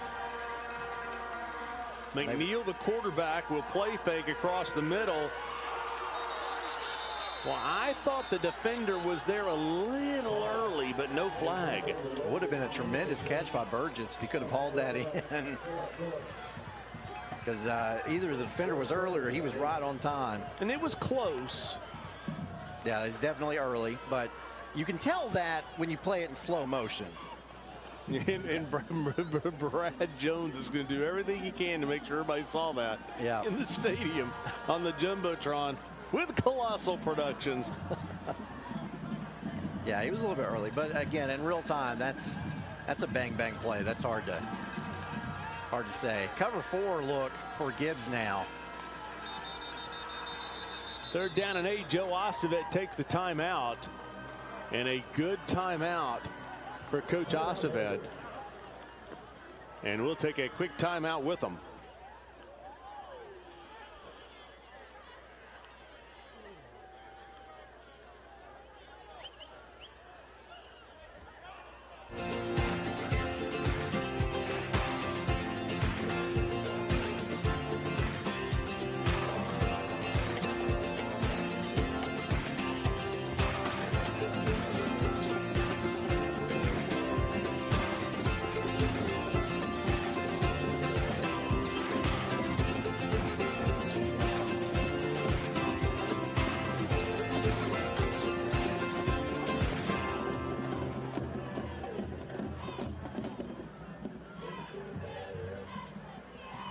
So a big play coming up here on a 3rd down and 8. As Mark Packer along with Aaron Harvey up here in the press box, and a big play right here. Heritage having to get a win tonight to stay alive in the playoffs. You wonder how Acevet's thinking about this. Yeah, well, like I said, don't leave any bullets in the gun. At this point, you've got to win tonight, and you got to win next week. And you'll be favored next week. You're playing Union County, but get that win tonight. It's important. By the way, Union County is down 27-0 to Fulton. Speaking of favored next week. So get this one tonight. This one is so important.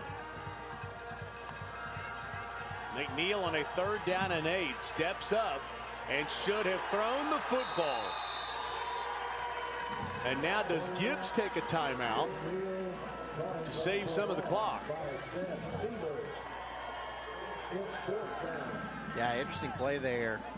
McNeil comes up in the pocket. I think he maybe felt like he had something there, and then it must have closed down on him. Gibbs cannot take a timeout because they are out of timeouts. That makes sense. Seth Sieber getting another sack on McNeil. So if you are Heritage, you want to take every single second you can off the clock. They're lining up like they're going to go for it, but they're likely not. They have one timeout left. Quick kick right here. Clock is at 3, and he'll punt it away. It looks like one of my punts. But gets a nice roll down inside the 30. Still rolling to the 25, 24. By the way, homecoming festivities coming up at halftime on the Hammers halftime. And we'll be on the lookout for the master of the message boards, Brent Hubbs, as his daughter is on the homecoming court tonight. And Brent actually has to dress up and wear a sport coat and look professional out here. So we're excited to see Brent Hubbs out there on the field. I didn't know his daughter would be a part of homecoming festivities, but I did. I was watching around for him. I was wondering if I'd see him tonight. He'll be down there. Gibbs off right tackle, steps out at the 31. That's Shropshire again. Shropshire on the carry. Steps out of bounds at the 31. Gain of 7. They're 2nd and 3. So run the football wide. Makes them think. They're trying to just get to halftime? Yeah, Gibbs doesn't like their chances, but if they pop one, they pop one. Just don't make a mistake here and get the football back to Heritage. Going to take a shot downfield. I almost wondered if the receiver stepped out of bounds. Gibbs coach is yelling for a flag. There is not one. I don't think there should have been one either. Well, the sideline went nuts thinking that there should have been one. I don't know that I felt we're going to see it on the Jumbotron. Yeah, I watched them step for step. I didn't see anything out of line there. I didn't see like any contact. Nah, he faked it. Yeah, that's what I think too. He took a dive.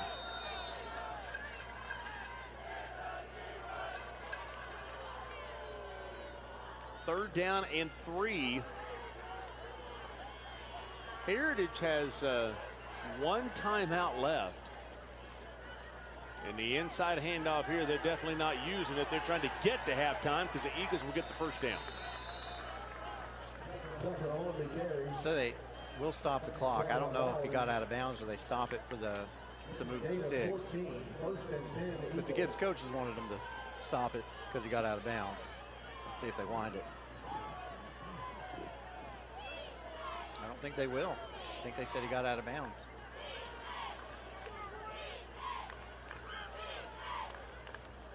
So they'll run the little screen back to the near side, and Heritage all over that one. How about Bowers coming through to make the tackle on Chase Norman?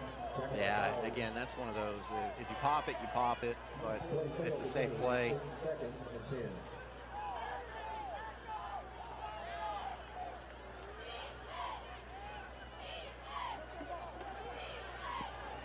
Boy, nice catch on the sideline at the 45.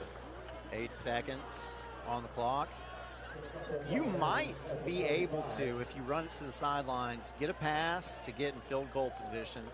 What you think you probably got to get at least to the 30 maybe? Well, you're out of timeouts. Yeah, so you're going to have to make a really quick pass to the sideline, pick up 20 yards real fast, and maybe you can get out of bounds fast enough to try a field goal. You're asking a lot, but to steal a line from a movie, so you're saying there's a chance. They'll throw to the sideline, catch is made, and there is a chance. Football out at the 36. This would be a 53-yarder. That's a long one. And they will run the kicker out on the field. That's a long one. But Michael Van Pelt. I think that's probably right at the end of his range. So I think he might have the distance, or it might come up just short. But Coach Osabet wants to ice the kicker. Yeah, Osabet takes the timeout. They were going to put it down at the 43. So a 53-yard field goal. Coming up at half, the Gibbs Band will be playing. We'll have homecoming festivities at halftime. Rivalry Thursday is brought to you by Aqua Clear. Our thanks to David Brewster, J.B. Brewster, and our great friends at Aqua Clear. Let them change your water. It will change your life. We've got systems in several houses. And, boy, when they come out and change the water, it is a life changer, no question about it.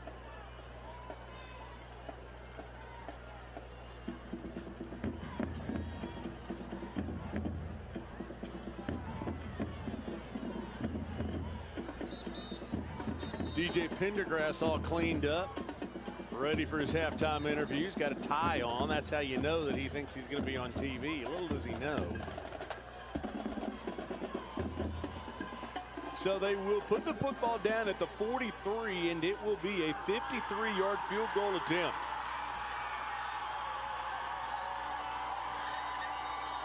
Van Pelt, the senior kicker, from 53 yards. Kick is up, and it's not going to make it. And that will take us to the end of the first half. Boy, an absolute rock fight.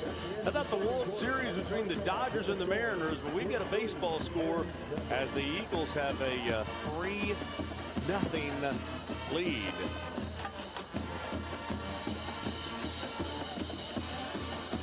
Time now for the Hammers halftime. Let's take a break. We'll come back with halftime festivities on OEB Law Rivalry Friday, presented by Carson Newman.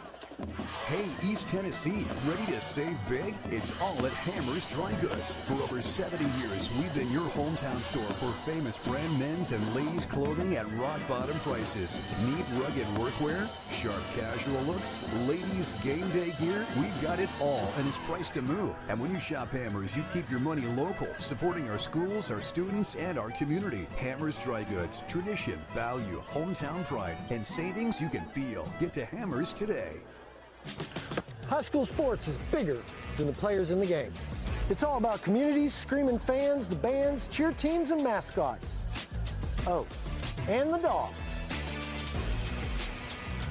Just like high school sports, OEB Law is all about results. Hi, I'm Tim Elrod, and the OEB Law team is dedicated to giving you the game-winning results you deserve. OEB Law, just results. 546-1111. Kathy May Martin has been making real estate dreams a reality for over 3 decades.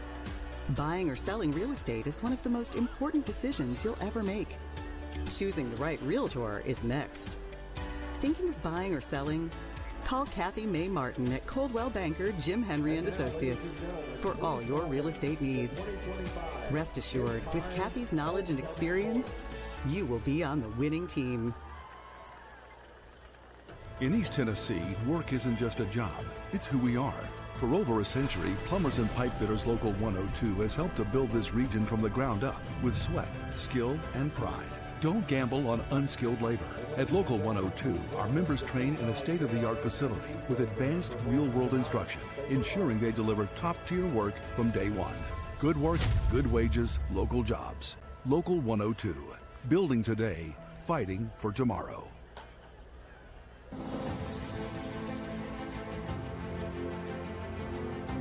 Well, welcome back to Gibbs. Time now for the Hammers halftime show as the homecoming court is out on the field.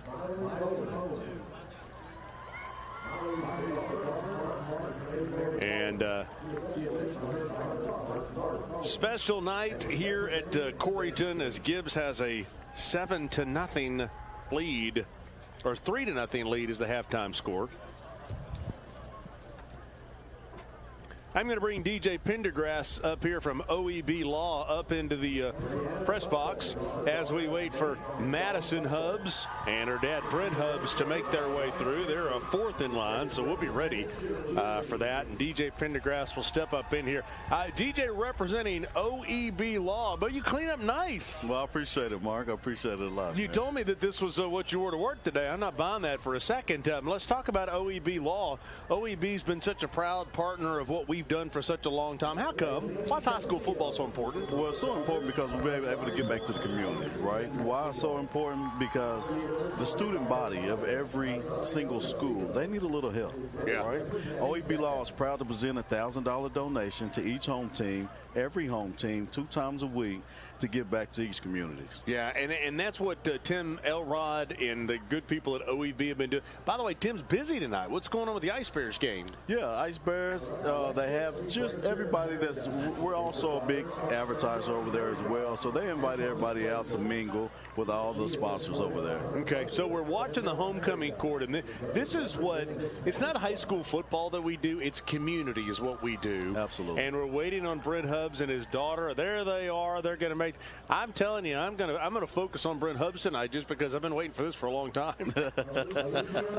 But this is what it's about, homecoming, senior night, just these special nights. Yeah, so it's been several, homecoming senior nights we've been able to catch towards the end of the season. Already in week 10, one more week of regular season left. Yeah. And this is a great game. Coach Ossoff, his coach Turner, they both do a great job. This is going to be big for both teams, so excited to see how it's going to end. By the way, you've got a post-game show tonight, do you not, over on BBB? Yeah, BBB Communications, 1086 on Xfinity. You can watch the Friday night scoreboard brought to you by the Free Medical Clinic. And we talk about all the teams, all the scores, and we bring it all to light. So anybody has any highlights, you can send those in to us as well. There we go. DJ, good to see you, man. Thank you so much. As always, thanks for coming out. Hang out here for a second. And there is Brent Hubbs, as we were talking about, and his daughter Madison. He knows he's on camera, by the way. Got a big game tomorrow. Tennessee is at Kentucky. Hey, let's take a look forward to next week's Rivalry Thursday game and Rivalry Friday, as we've talked about. 2 big games next week, Powell and West, Alcoa and Anderson County. Let's check in with Austin Price and Eric Kane of VaultQuest.com. Eric Kane here with Austin Price at Farragut. It was a big win for Oak Ridge, a lopsided win here at Oak Ridge on Rivalry Thursday. Of course, the game here tonight, Heritage at Gibbs. But next week, two good ones. First on Rivalry Thursday to end the regular season. What a matchup in 5A, Powell and West. Yeah, it's Powell at West. What has traditionally been for the region title won't be this year, but West is trying to build late season momentum after that big win over William Blunt last week. West looking to continue that next week against Powell. Powell already wrapped up the 1 seed. We'll see how motivated they are in that one. I'm sure plenty motivated. West and Powell have been really back and forth for the last several years. Then on Friday night, it's Alcoa at Anderson County. What could be, an interesting game, depending on what Gibbs does. Is Alcoa and Anderson County battling it out for 1 and 2, or is Anderson County outside looking in as the 3 seed heading into the playoffs? A lot to be determined over the next 2 weeks, Mark Packer. Yeah, and looking forward to that next week. 2 really good games, Powell and West, Alcoa and Anderson County. Time for us to step aside for the State Farm Spotlight, and tonight it shines on Laura Ash. Hi, I'm Laura Ash. I am a State Farm agent here in Farragut, serving all of East Tennessee for your insurance needs. I've been an agent for almost 20 years, and during that time, I've watched the babies grow from this high to driving cars and headed to college. I really enjoy all aspects of insurance. We specialize in auto, home, business, and life insurance. We would love to talk to you about your young teen drivers. We know it's a very stressful time with them driving, and we'd love to save you money on those rates. Come on in. It's always a new adventure here at Laura Ash State Farm. Ashley's working with a customer at a dealership right now who's buying a car. So you heard about us through Anastasia? Oh, we love her. I'll be sure to send her a referral gift. So tell me, what has you shopping for insurance today? Audrey is working with a business client who's opening a new business next month. We cater each policy that we write to your specific individual needs. We want to have a conversation. We want to get to know you. We want to know what's important to you, because it's not about us. It's about what you and your family need from us here at Laura Ash State Farm. When it's time to renew, call you know who. And when you're in the journey of life, partner with us at Laura Ash State Farm.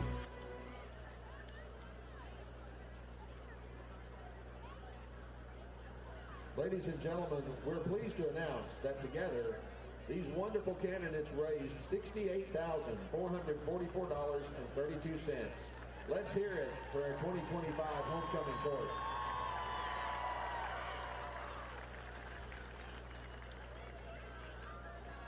And now we'd like to welcome back to Gibbs High School our 2024 homecoming queen, Morgan Russell. And sorry for the little delay there, but our thanks to Laura Ash and Ryan Nichols. Scotty Dykes are participating State Farm agents this year. So time now for us to announce the royalty. Raising a total of $8,241 is Kelly Mitchell.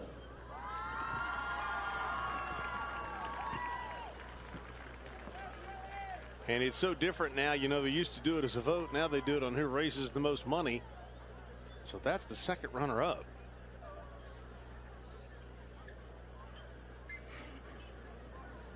Our first runner-up, raising a total of $12,056.23 is Brianna Russell. So that's the first runner-up, and then after that we will take a break and come back with the Gibbs band before we start the second half. 3-0 Gibbs is the halftime score.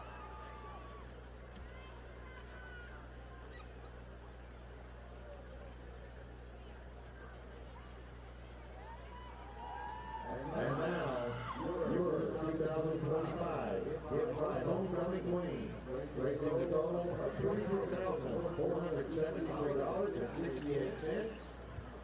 It's Sophia Jones. So there's your homecoming winner here at Gibbs. Let's take a break. You're watching the Hammers halftime, the band, when we come back. Hi, I'm Matt Marshall with Exterior Home Solutions. Hi, I'm Dustin Woodson, also with Exterior Home Solutions.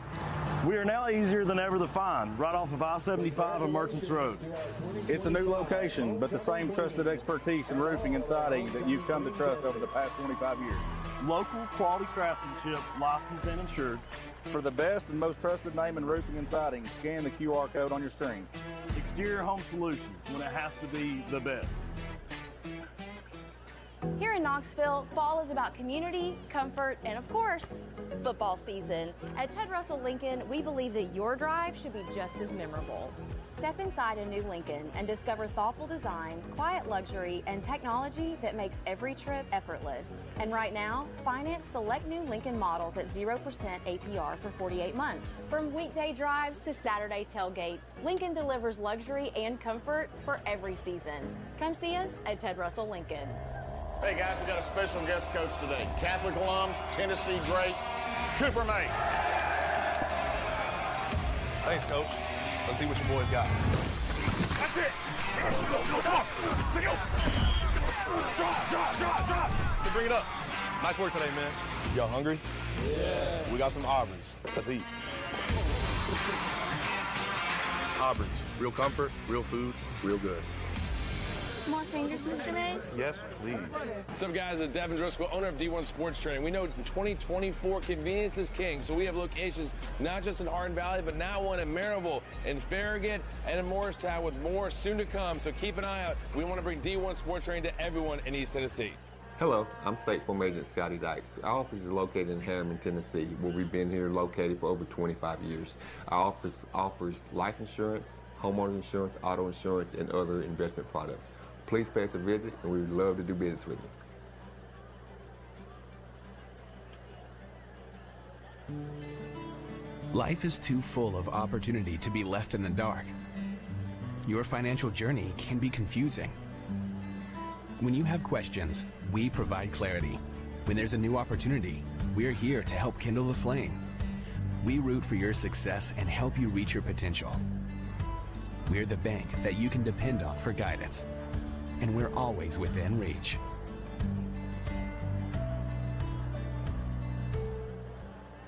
Brought to you by Food City, it's the Ask Coach Heupel Show. Hello, and welcome to Ask Coach Heupel. I'm your host, Josh Heupel. Mandy asks, what stands out to you about Tennessee when you compare it to the other places you lived? Great question, Mandy. Right off the bat, I can tell you those other places don't have a food city. In-house butchers, local produce, it's enough to make you evolve for life. This has been Ask Coach Heupel. With me, Coach Heupel.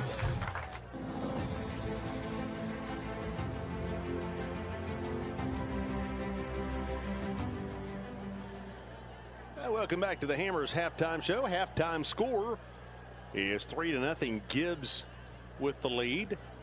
So the Gibbs band will play, looks as though a Halloween performance, as I see gravestones and all kinds of scary stuff out on the field. By the way, speaking of scary, I think Aaron Harvey's going to be dressed up for Halloween next Friday night, as we'll have Alcoa and Anderson County.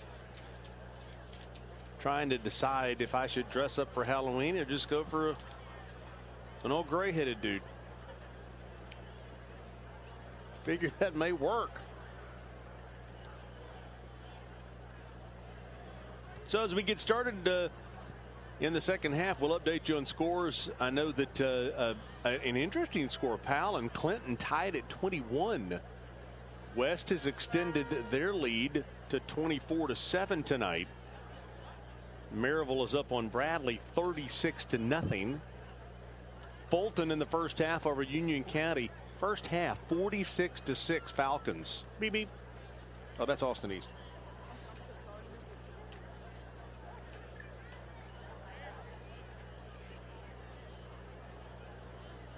So the clock says 6.5 minutes. The football team is starting to make their way out, and the band hasn't even started.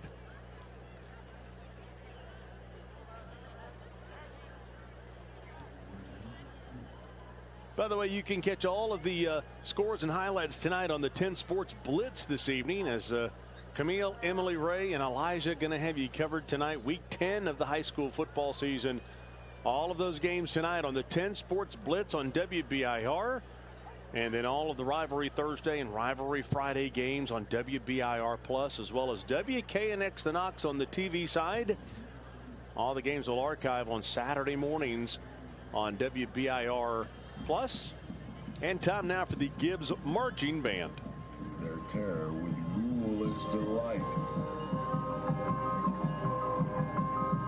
Welcome, foolish mortals. I am your host, your ghost host. Our tour begins here in your corruptible mortal state. There's no turning back now.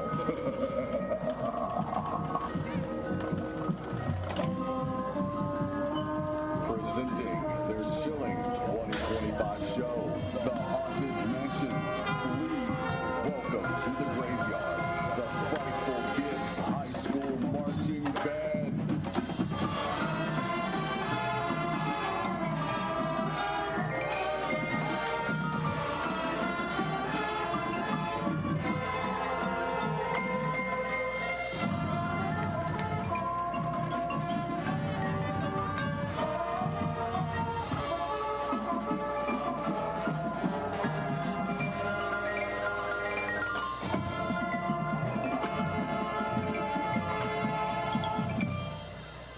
Please drag your bodies away from the walls and into the dead center of the yard.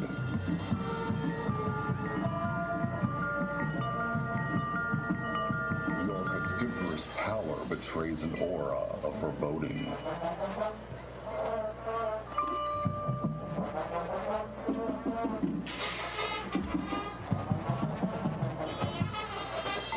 The real chills come later.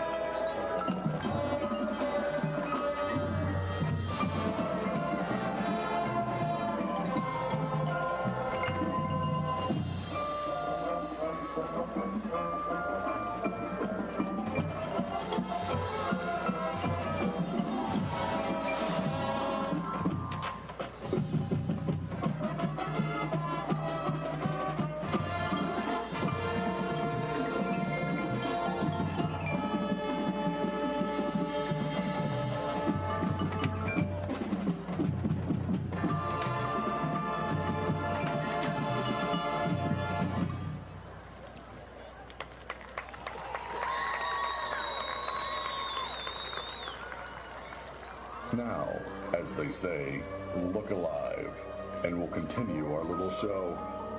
We have 999 haunts here, but there's always room for 1,000.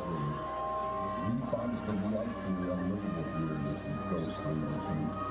Every room has wall-to-wall peace, and hot and cold running chills. Listen.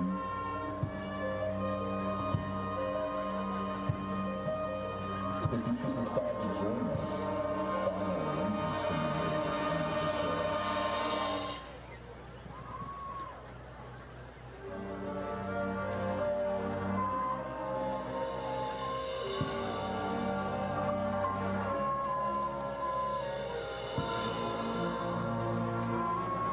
The happy haunts have received your sympathetic vibrations and are beginning to materialize from their spectacles.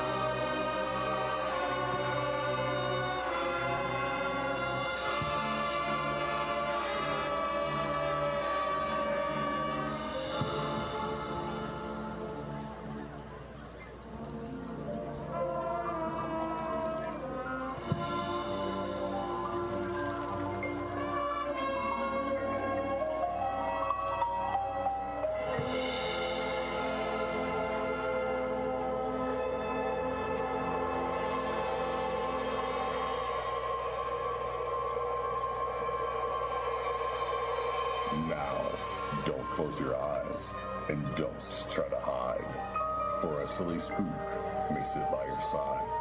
Creepy creeps with eerie eyes start to shriek and harmonize.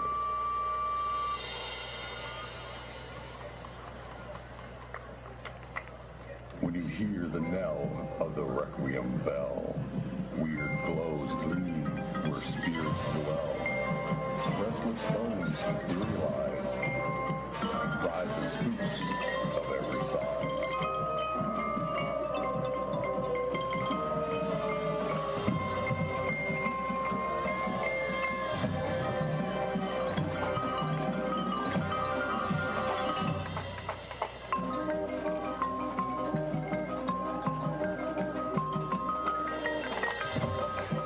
Wonderful job by the Gibbs marching band. We've got to get some business out of the way before the second half. Halftime score as the Hammers halftime show wraps up. 3-0 Gibbs on OEB Law Rivalry Friday, presented by Carson Newman. Yeah. Hi, honey. I know you're super busy right now, but I ordered some ribeyes and a few other things for curbside pickup at Food City. Can you grab it on your way home? Sure thing, hon. Gotta run. Wait, did you get some of those twice baked potatoes? Mm-hmm. Okay, love ya. Really gotta run. Got a lot going on? Let the professional shoppers do the work for you. Just set a pickup time and your groceries will be ready. Try curbside pickup at Food City today. Oh, sorry. We need dog food, too. Yep, I see your problem here. So you've been in this business long? Oh, I haven't taken care of Tennessee homes so long. I came up with indoor plumbing. Wow. There's thought I was crazy. You keep it. I always keep a spare. Just in case I need to make peace with the raccoons again. This little guy is coming with me. Trust your frontier to Pioneer. Create unforgettable memories high above the Smoky Mountains at Gatlinburg Sky Park. Step out on North America's longest pedestrian cable bridge and experience views you'll never forget. Explore our brand new hiking trails, perfect for adventures of all ages. Refresh and recharge with a meal from Smoky Mountain Smash on our newest expansion, Clayton's Landing. Gatlinburg Sky Park, where memories rise above it all.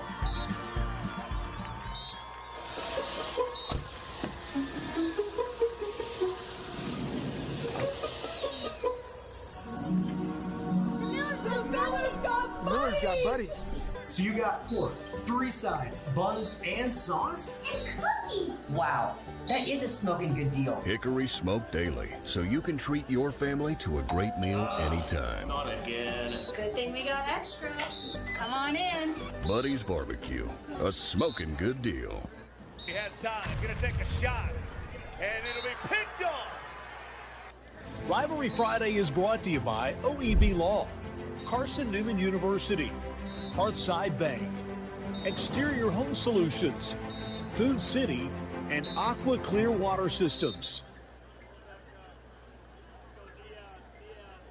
Yeah, welcome back to the second half as the band is just wrapping up and making their way off the field.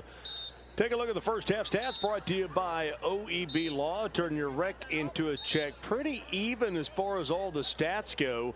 You look at those third down conversions, and that's been the bugaboo for Heritage tonight. 0 for 5 on third down. Time of possession pretty even, but those total yards pretty even. It's the third down conversions which is the problem. 0 and 5 tonight for Heritage, and Aaron Harvey, if you can't convert on third downs, it is hard to win a football game. Yeah, because they've got to extend those drives and keep them alive. You know, we had Heritage had a 3rd and 1 there in scoring position and had a huge sack that kept them from getting some points on the board. Let's head down to Sophie Starkey down on the field, who is with Brad Turner. Coach, a lot of great moments in the first half. Your defense holding Heritage to 0 points. What have you liked about their performance so far? Well, they're getting after it on defense. Caused a turnover there early on, which helped us. feel like we just got to stay to who we are. Offensively, had a couple penalties there to stall a little bit, so got to get better on that side of the ball. But defensively, just got to keep going because obviously they're going to figure some things out, make some adjustments at halftime. And what is it that your offense can do to step up and complement your defense? I just not get penalties at the wrong time. I mean, we moved the ball. I think we just got to take care of it, finish our blocks, and hopefully grind a little bit, take some time off the clock, and keep the defense off the field. Thanks, Coach. Thank you. Sophie, thanks. Yeah, I mean, what a big first possession here to start the second half. Gibbs will get the football, and Joe Wassevet once again doesn't have to tell us, guys, we got to win this football game to have any possibility of playing past next week. And they're right in it. Heritage, and I mentioned this before, they typically outscore opponents in the first quarter and the fourth quarter, but they get outscored majorly in the second and third quarters. Now, this one, it was 0-0 in the second quarter. Gibbs 3 points came in that first quarter, but in the second quarter, Heritage is being outscored on the season 23-64. So if Heritage can come out in this third quarter and maybe hold this to a stalemate again, make this a 3-0 game going into the fourth quarter, I think the Mountaineers feel really good about their chances in the fourth quarter of this game. And you keep in mind, at the start of the game, Heritage got the football to start the game, had that one pass for 20 yards, then fumbled. Gibbs got possession. He got a field goal 7 plays later, and that's it. That's it.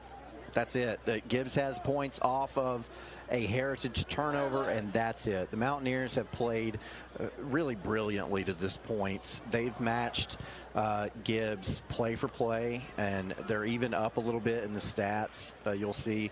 But like you pointed out, the 0-5 on third downs, their inability to convert on third downs and keep drives going has been a big problem for them. Well, I always want to introduce you to Colossal Productions because Dan and his group, Adrian, they've been so great this year to come to all of our games. And, Dustin, the athletic director at Gibbs, reached out earlier and said, hey, could you help us honor our state championship softball team? They sent over the video. Colossal got it loaded into that screen. They have 2 screens. They're available for any UT game, for a tailgate party, a wedding, a corporate event. You name it, Colossal Productions, and you're going to be seeing them a lot at a lot of events in the future. Made some great relationships this week, but scan the QR code and have them for your special event. Well, you talk about being the king of the tailgate party. 865-236-1850, Colossal Productions. I would call them quickly and get on the books for these games coming down the stretch in November and for special events coming up later this year and early next year. Yeah, it was great that they were able to help out with that presentation for the softball team. I think I heard them say 12 softball state championships total for Gibbs. Man, this is trouble for Gibbs. Gibbs going to be taken down inside their 10-yard line. How about that mistake? Yeah, that's a big way to start this third quarter for Heritage. I want to remind you, kickoff tonight sponsored by UA Local 102 Plumbers and Steamfitters Union out of Knoxville. Reminding you, there is no substitute for UA Craftsman. But yeah, if you are Heritage, Gibbs gets the football to start this quarter and this half. You got a big play on special teams. Aerial coverage brought to you by Gatlinburg Sky Park. Mountains are calling. That is Gatlinburg Sky Park. Jet sweep around the left end. Look out here. Blockers in front and a big gainer out past the 25 to the 27. That is an 18-yard gain to get the Eagles out of jail in a hurry by Wyatt Shropshire, who is a senior. Shropshire's having a big game tonight. By the way, you look around the area, and a lot of buzz on social media about the game with the most playoff implications is this one. Short gain on that first down. And there's a trickle-down effect from this game that affects so many other teams. Alcoa winning big tonight, beating Carter, not a surprise there. I have not looked at Anderson County South Doyle's score. At halftime, it was 21-14 AC. Well, CB45 is the back judge for that game, so I hope there's not a controversial call late. 2nd down and 9 off right edge of the outside, and that one closed down in a hurry, and the Mountaineers reaching at the football as a flag comes in.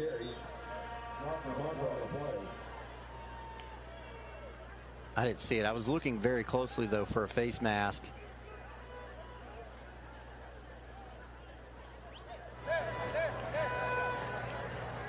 During the run, incidental 5-yard face mask on the defense. And that's what it was. Look for it right in there somewhere. Give him the benefit of the doubt. So what that does, too, as Gibbs hurries the line, is it makes it 2nd and short. 2nd down and short, toss sweep to the right side, and the Eagles will get the 1st down and step out at the 43-yard line. That's not only pitched it out to their speedster Harris. So that'll move the sticks for Gibbs. So unfortunate to get that face mask penalty, because it went from 3rd and long to 2nd and short, and Gibbs keeps the drive alive. And they go hurry up with Ownby here. And he picks up about 3 yards. Jefferson County dominating Morristown East 31-0 at halftime.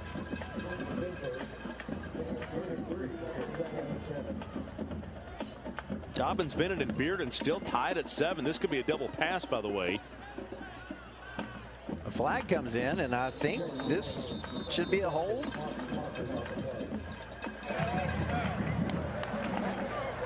During the play, got a block in the back. Oh. In the offense. So that's a big penalty on Gibbs. I am shocked by that Bearden Dobbins Bennett score. Dobbins Bennett 7-1. Bearden 0-7, and they are tied at 7 in the 2nd half. Yeah, we saw Bearden play Farragut earlier in the year. And that's a team that was trying to get some pieces put together.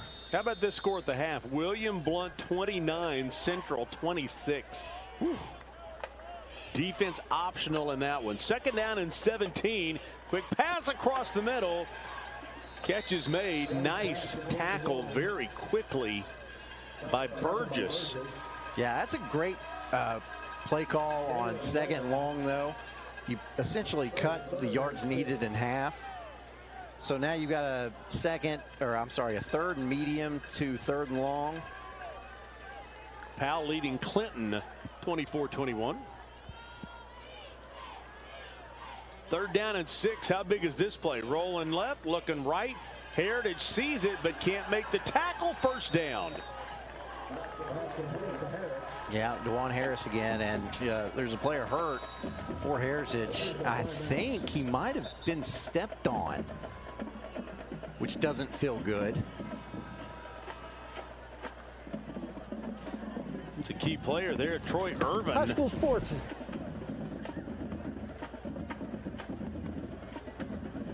You look back and you. Oh, I don't know. Did his cleat get caught in his face mask?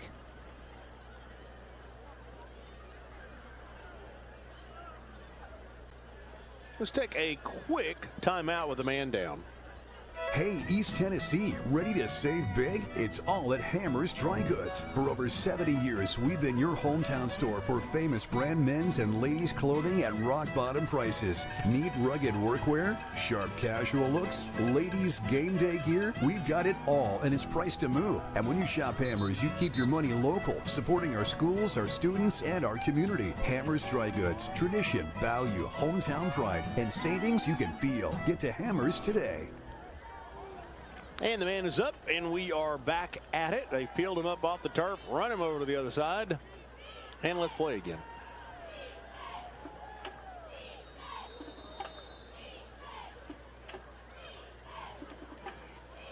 Inside handoff on the jet sweep down to the 40. Quick gain of 5 yards on 1st down. I like what the Eagles are doing, just ball control here. They're eventually going to pull that ball out and take a shot deep. because it has been an absolute rock fight, and that one was Braxton Swift. And the 9th grader swiftly went for 5 yards. Oof, and Ownby hit again. I'll tell you what, anytime that Connor Wheeler shows up, he arrives in a really bad mood. That's what it looks like, for sure. Kind of like Brad Jones was at the start of our broadcast tonight. Just a little bit in a bad mood, but it all worked out. Oh, just got glared at. 3rd down and 3, 9 minutes to go, 3rd quarter. Still 3-0. Inside handoff. They'll get the 1st down. Boy, you just feel like the Eagles are running downhill. They are, but really they're running wide and then getting uphill. So they're trying to win this game on the corners, and it's worked really well this drive. Jones, the quarterback, will keep it himself and will fall down. Oh, hang on, the football came loose. Football came loose, and Heritage says they've got it, and the officials agree. Down at the 22-yard line. There are flags down. Let's see what the flags are. According to the PA announcer. I do see a flag right on the 25-yard line.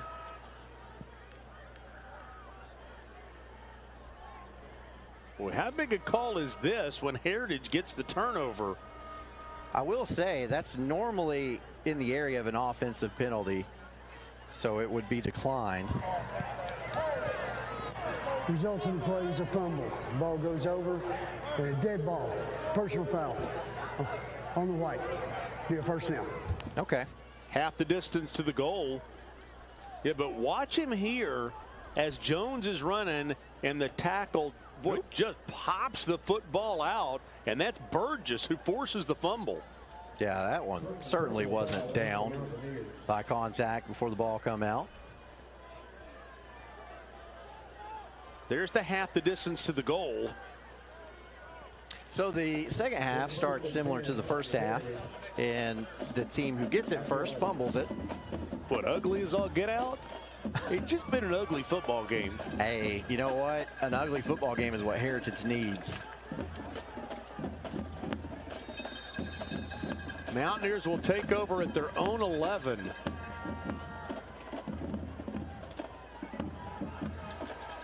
It's been an absolute rock fight tonight. Quick pass to the outside. Oh, nice defensive play. Look at all of the Gibbs defenders swarming to the football. Is that the entire team over there on the side of the field? If he had turned and thrown back to the quarterback could still be running. He wasn't going to do it, but I'm just saying, you're right. Everyone was over there wearing blue and black. Complete pursuit of the football. Yeah, maybe go for a Music City Miracle type situation there. I mean, 1, 2, 3, 4, 5, 6, 7, 8, 9, 10 in the picture. 2nd down and 11, wide side of the field, the near side. McNeil, the quarterback, will look to throw. Going to take a shot downfield, has a receiver behind the secondary, makes the catch, and Heritage gets out of jail. And there's Dylan Burgess making that catch. That was a great play call. Scary. Yeah. Well, the ball hung in the air forever, which, I mean, that happened in the first half as well.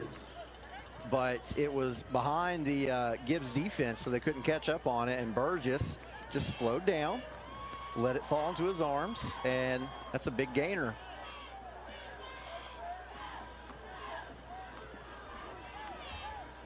I don't know what this weird noise is that's being made down here. Have you heard that? Yeah, I've heard it all game. I've wondered the same thing. They'll hand off to Bowers up right tackle. And that's been the kind of night it is, just tough sledding. Whatever it is, it sounds like it needs the batteries changed. Yeah, I'm thinking it sounds like a 1930s car horn. Yeah, Tom Thielman, can you run down there and change the batteries? They're probably AA. I mean, it's a 2nd down and 8. McNeil pass across the middle. Big hit. Incomplete pass. Jeez. Yeah, he felt that one.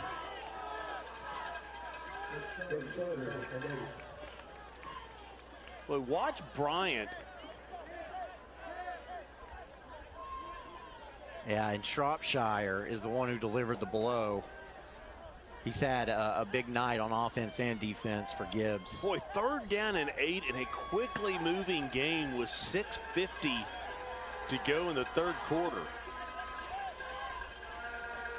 Although not that quickly, it's 10 minutes to 9. McNeil quarterback draw going nowhere. Oh, man. You know, they sent Memphis Wilson in for the tackle. They sent Bowers in motion, which actually gave Heritage numbers on this near side of the field. There were only 3 defenders over there to defend the 3 wide receivers. They couldn't get it to him. No. Had the quarterback draw. Yeah.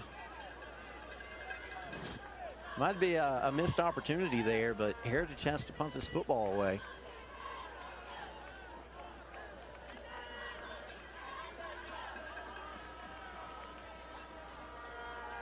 Fourth down, McNeil with a low bounding punt that will kind of just die and barely trickle down to the 21-yard line. Let's take us a break. Still 3-0 halfway through the 3rd quarter. Here in Knoxville, fall is about community, comfort, and of course, football season. At Ted Russell Lincoln Knoxville, we believe your drive should be just as memorable. Step inside a new Lincoln and discover thoughtful design, quiet luxury, and technology that makes every trip effortless. And right now, finance a 2025 Lincoln Aviator at 0% APR for 48 months. From weekday drives to Saturday tailgates, Lincoln delivers luxury and comfort for every season. Come see us at Ted Russell Lincoln Knoxville. 5:58 to go 3rd quarter. And congratulations to Maddie Bean of Sweetwater High School for being the latest candidate for the FCA Next Mile Scholarship, which is brought to you by Pilots Miles of Good. She goes to Sweetwater High School FCA leadership team, co-founder of the Sweetwater High School student-led prayer group, varsity tennis member, Monroe County Youth Excellency. Brought to you by Pilots Miles of Good. $40,000 up for grabs, 2 $15,000 scholarships, 2 $5,000 scholarships, and our thanks to Pilot for their generous donation. Well, that's some tough running there for Ownby. Gain of 7, it's 2nd and 3. Gain of 7, 2nd down and 3.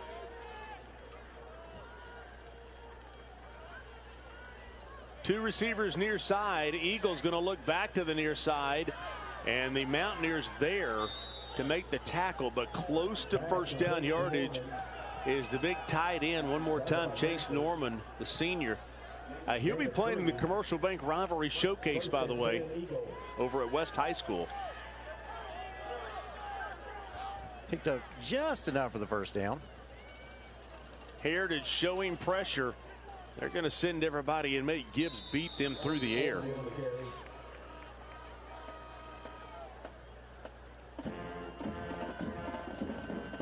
You know, I was thinking about it, of how many games. We had 27 local games this year. After tonight, we'll be down to 7. This is our 20th game of the year.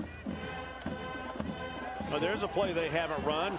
Boy, it didn't look good from the start, but it looks good now as the Eagles into Heritage territory, and Sean Harris on the run. DeJuan Harris, excuse me. Yeah, had a defender there that really cut off his lateral running and made him cut it upfield, but jet sweep to the right side, and the Eagles, a flag comes in. Now this could be a touchdown. Now Burgess on the game saving tackle, but there's a flag back at the 41, and I believe this one's coming back. And Burgess is slow to get up. He immediately went down. I'm not sure. Looks like he's holding his elbow. Let's see what the call is.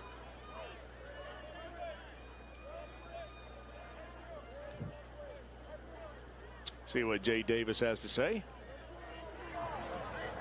During the run, they block below the waist on the offense.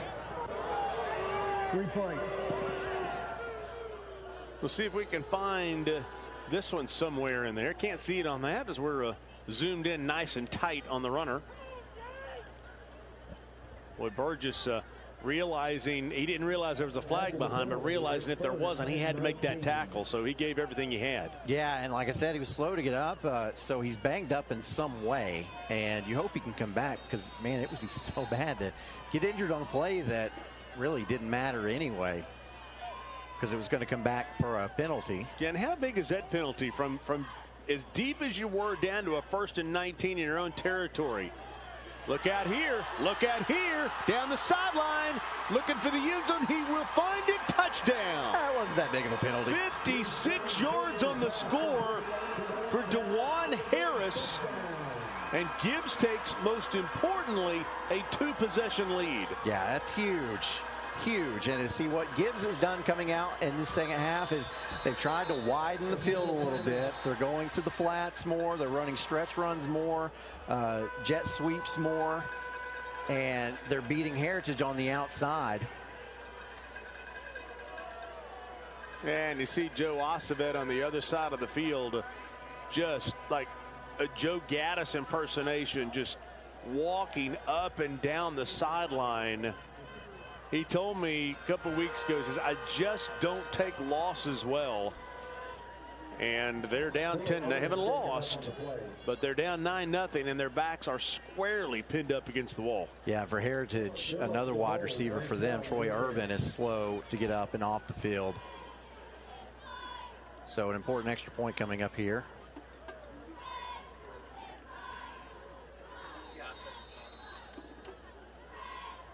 Extra point is up, and it is good. New score, 10-0, as Gibbs puts some distance between themselves and Heritage on OEB Law Rivalry Friday, brought to you by Carson Newman.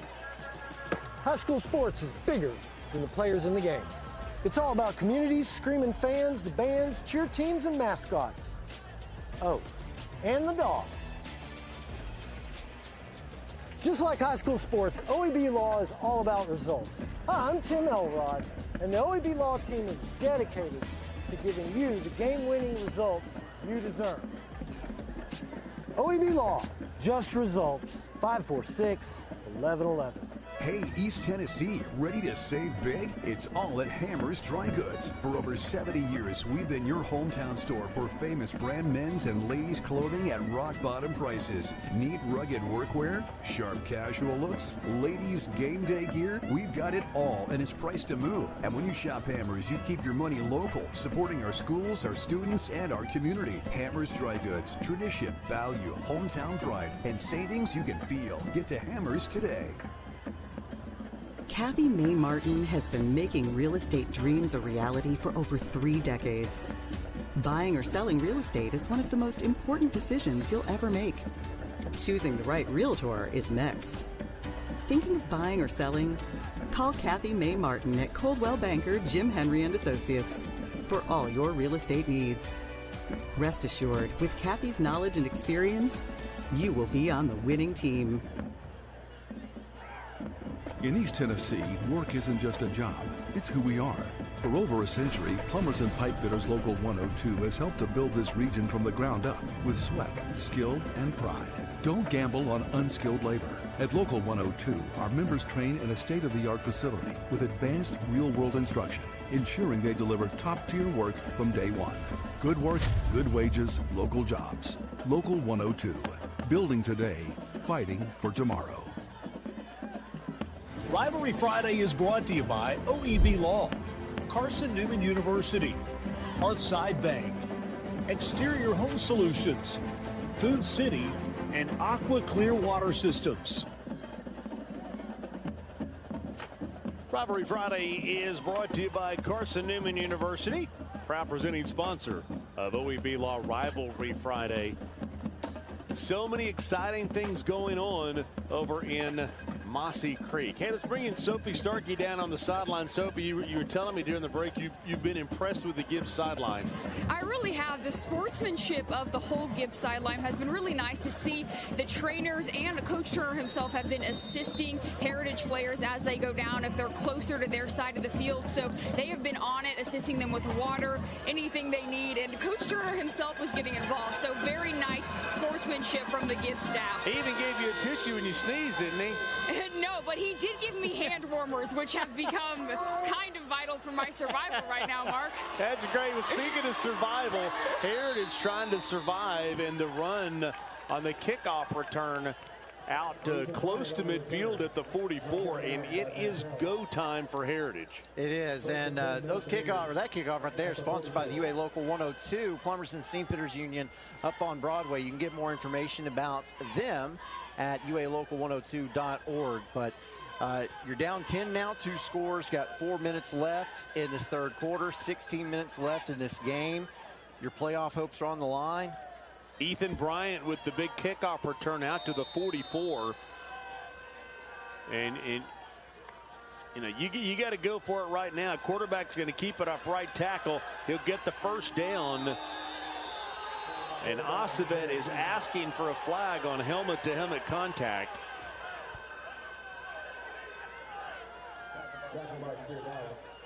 Doesn't look like he's going to get it. But no, he didn't get it. That's a great run. That last Gibbs drive, by the way, was 6 plays, 79 yards, and only took 2:07 off the clock. Yeah, that looked like a good tackle, Joe. he's getting after it, though.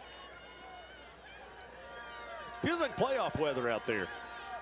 And in here now. First down and 10 into Gibbs territory. A little swing pass to the near side. Nice job by the Eagles to play it well, but you can't beat speed. A flag will come in from behind. This one's coming back. On a hold, and that will knock out Caden Filippo's run. That's unfortunate. Again, a huge penalty. I think they're going to get Troy Irvin on this one.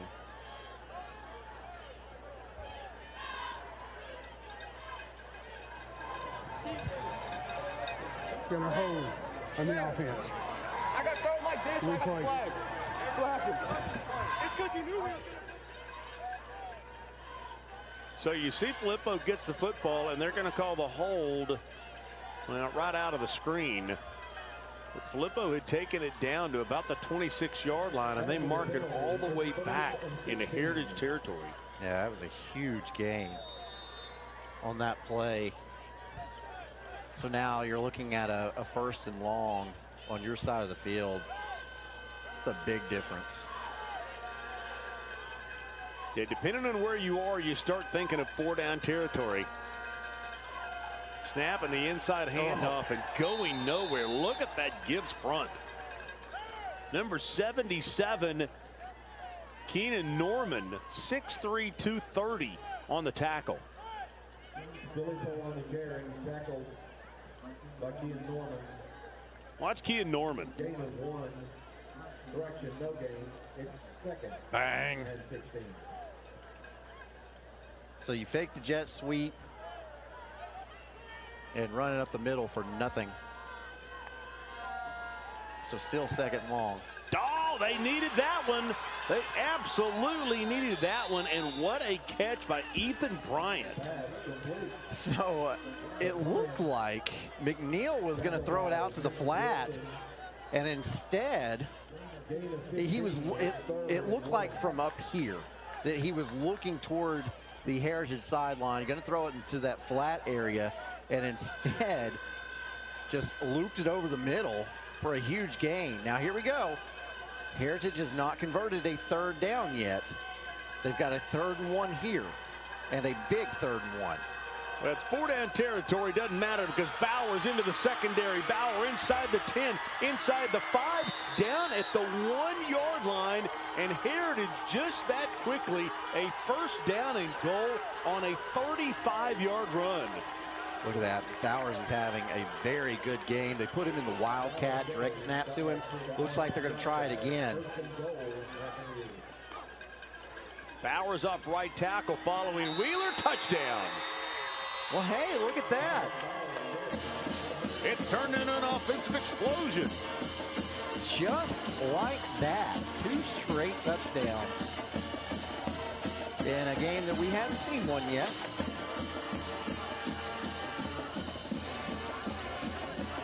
So Heritage staying alive, staying in this thing. That's what you got to do. You got to extend the game and get it to the 4th quarter.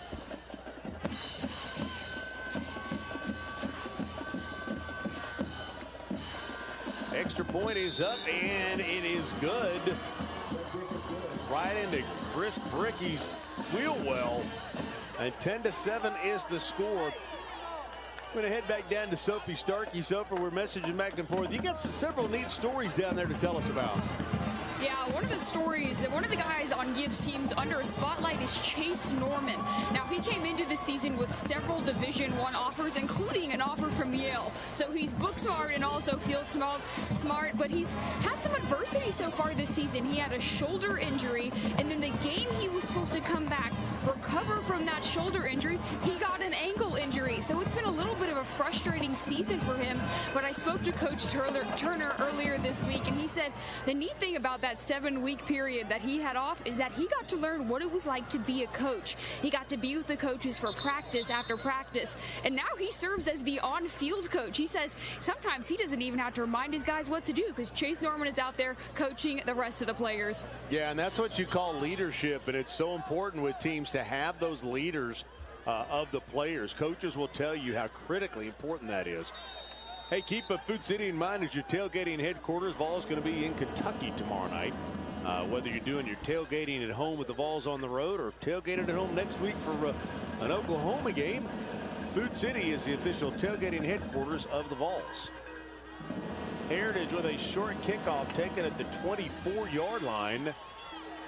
And Gibbs, who felt really good just a few minutes ago, up 10-0, and Heritage hadn't done anything. Now back to a 3-point lead. Yeah, 6 plays, 79 yards on that last touchdown drive.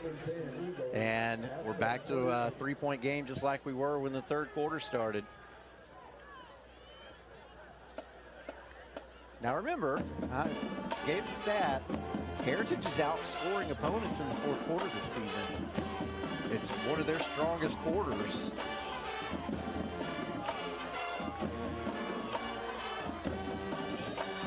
So they want to try to get it there.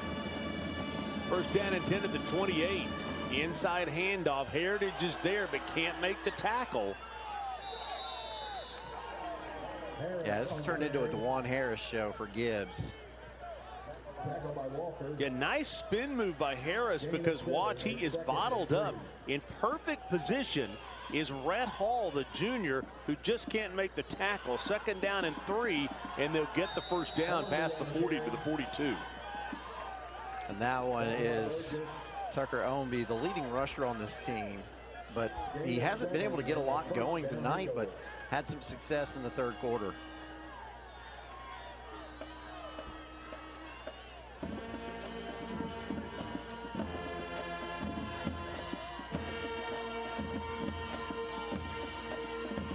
Inside handoff. And here comes Harris again to the outside. Boy, flags coming from everywhere. Markers on the play.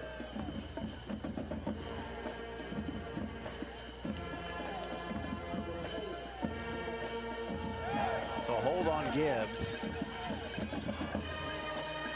And that's right at about the line of scrimmage, so that'll cost him 10 yards. And make a 1st and long.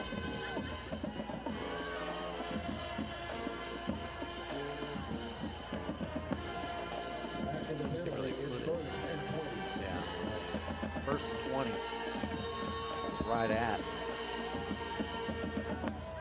the line of scrimmage, and Heritage is outgaining Gibbs in this game. 1st down and 20, picked to the outside, and boy, tough running. That is Ownby.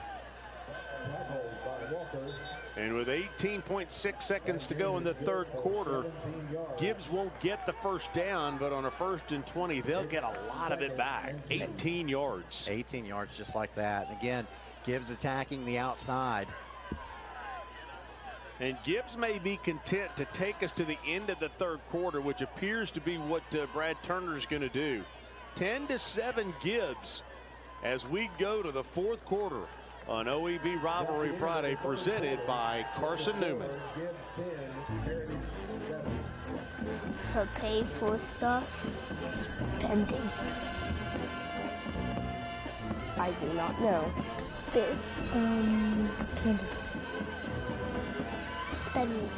Use me to buy stuff. It's never too early to learn more about personal finance. At Hearthside Bank, we work closely with our community to help meet your goals and achieve your financial dreams. Hearthside Bank, always within reach. Member FDIC. High school sports is bigger than the players in the game. It's all about communities, screaming fans, the bands, cheer teams, and mascots. Oh, and the dogs. Just like high school sports, OEB Law is all about results. Hi, I'm Tim Elrod, and the OEB Law team is dedicated to giving you the game-winning results you deserve. OEB Law, just results. 546-1111. A beacon of hope in a world of high prices. Ted Russell Ford is East Tennessee's #1 volume Ford dealer. At the super dealer, you choose how to conquer the road. Gas, diesel, hybrid, or all electric. Right now, get up to $10,000 off MSRP on select Ford F-150s. Come see the super dealer today at either Ted Russell Ford location, Parkside Drive, or Kingston Pike. Hello, I'm State Farm Agent Scotty Dykes. Our office is located in Harriman, Tennessee, where we've been here located for over 25 years. Our office offers life insurance, homeowners insurance, auto insurance, and other investment products. Please pay us a visit, and we'd love to do business with you.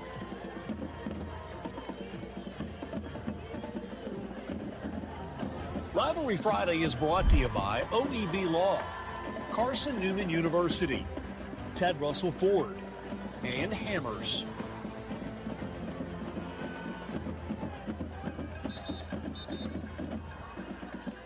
Welcome back to Corryton, Tennessee, as Gibbs has a 10-7 lead over Heritage as we head to the fourth quarter. Speaking of Tennessee, Tennessee will be at Kentucky tomorrow night, 7:45. Big game for the Vols tomorrow night. 2nd down and 2, inside handoff just to get the first down, and they will get it. Hornby on the carry. Tell you what, Gibbs trying to be like 1st and 10, Eagles. Their impersonation of Darth Vader tonight in Star Wars and just wreck Heritage's playoff chances. Yeah, the Death Star.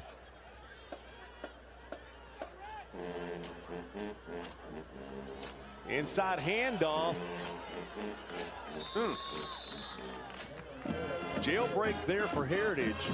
Yeah, Harris did a good job just getting what he could out of that, which is a loss of 1 because it could have been a loss of about 3.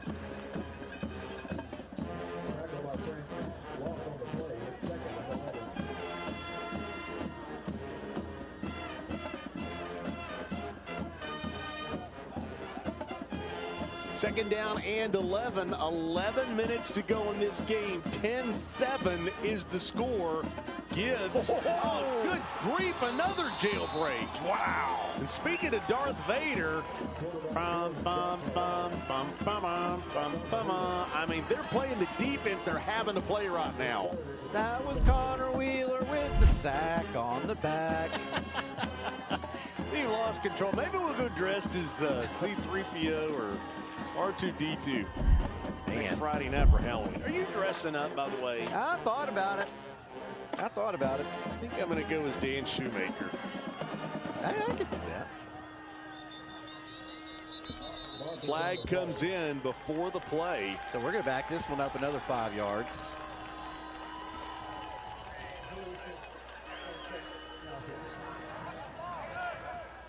So you'll have a 3rd and 22 for Gibbs. You know, we always try to think on Rivalry Thursday of what's that direction, and I can't even think of what's that direction. As has been well documented this year, I am geographically challenged. Oh, yeah, me too. What's that direction? Is that even a word, geographically? Geographically? Geographically, there we go. 3rd down and 22. Heritage in the backfield again. Uh-oh. Look at this run right here for the Eagles. They're not going to get the first down. But now you think about going for it. Because Heritage. Do you? I mean, it's a 4th down and 3.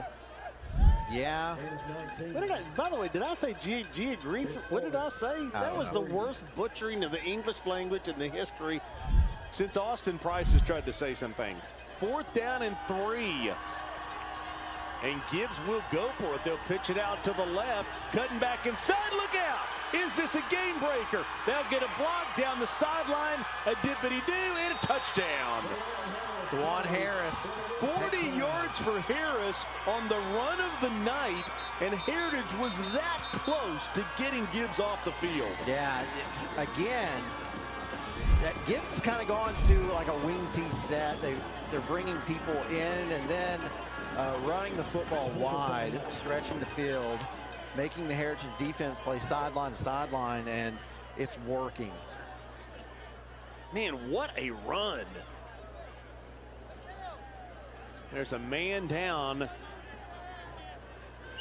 And Osivek coming out on the field to check on his player.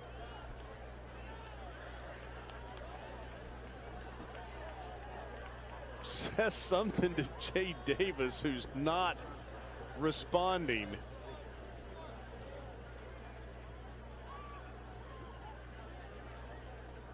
Let's go ahead and take a quick break while the man is down. In East Tennessee, work isn't just a job, it's who we are. For over a century, Plumbers and Pipe Fitters Local 102 has helped to build this region from the ground up with sweat, skill, and pride. Don't gamble on unskilled labor. At Local 102, our members train in a state-of-the-art facility with advanced real-world instruction, ensuring they deliver top-tier work from day one. Good work, good wages, local jobs. Local 102.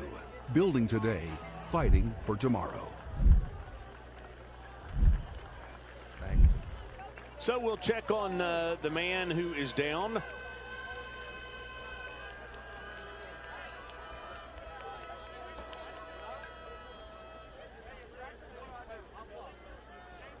And you see Ethan Bryant making his way off the field as he was. Well,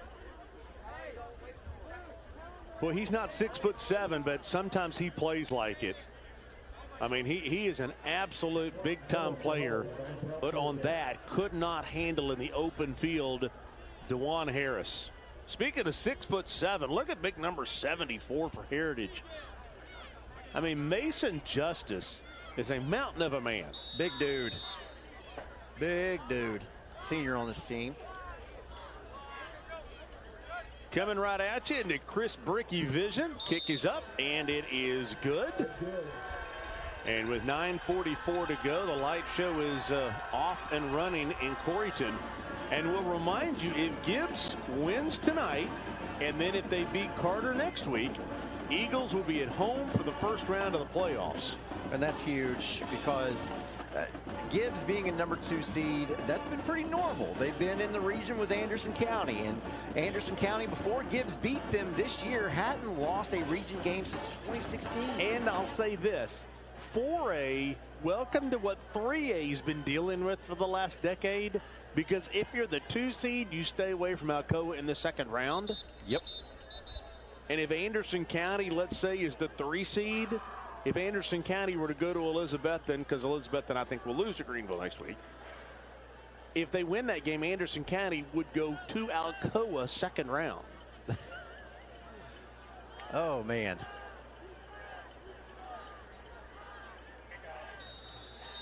Kicking off, Miguel Mandel. Deep for the Mountaineers. Billy Bowl and Powers.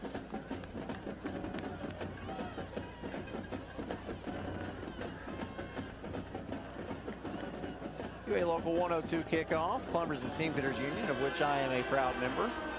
And this one goes into the end zone, and they call this one a touchback like they're supposed to. Well, this one wasn't close, by the way. Take a look at the full schedule. Goodness gracious, there'll be a quiz on this at the end of the game. Heritage at Gibbs, and then next week Powell is at West. Alcoa is at Anderson County. And the Mavericks going to try to make out like scoundrels next week on Halloween and see if they can pull out the upset and knock off Alcoa. I don't think anybody is touching Alcoa. I don't either. But big stretch on my part. You know, crazy things have happened. And by the way, speaking of Anderson County, they are starting to pull away from South Doyle. The score now 42-27. Okay. Around the start of the fourth quarter. So.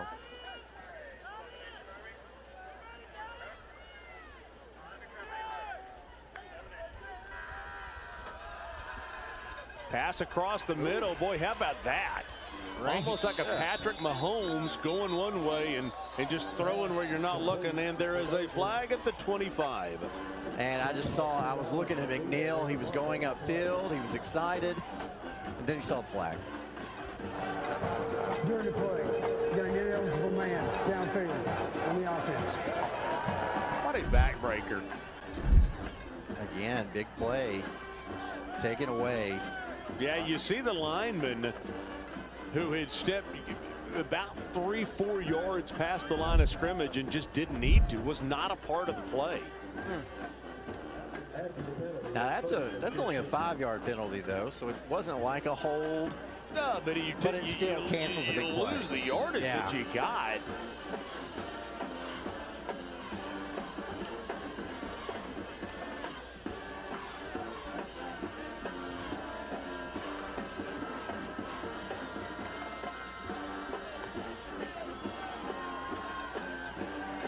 Now he's in trouble. Better get rid of the football and will throw this one away. And for a second, kind of looked like Jesse Palmer when he was at Florida running around away from Tennessee defenders. Boy, I go way back on that one. Yeah. When you said Jesse Palmer, I was face palming. So I was like, why is he talking about a Florida Gator? But then you said he was running away from Tennessee players. He was. That's how long I've been here. Yeah, so... Yeah, that's okay. You can talk about him running away from Tennessee players. And then there was Johnny Unitas. No, I haven't been here that long.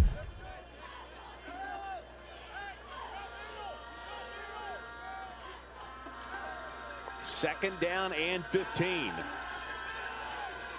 Across the middle, and they'll get about half of it, a little bit more, make it a 3rd down and 5. Yeah, great play. Pass complete. I want to say hi to my grandson Hudson, who's watching the game tonight. We're kind of texting back and forth a little bit. Hi, Hudson.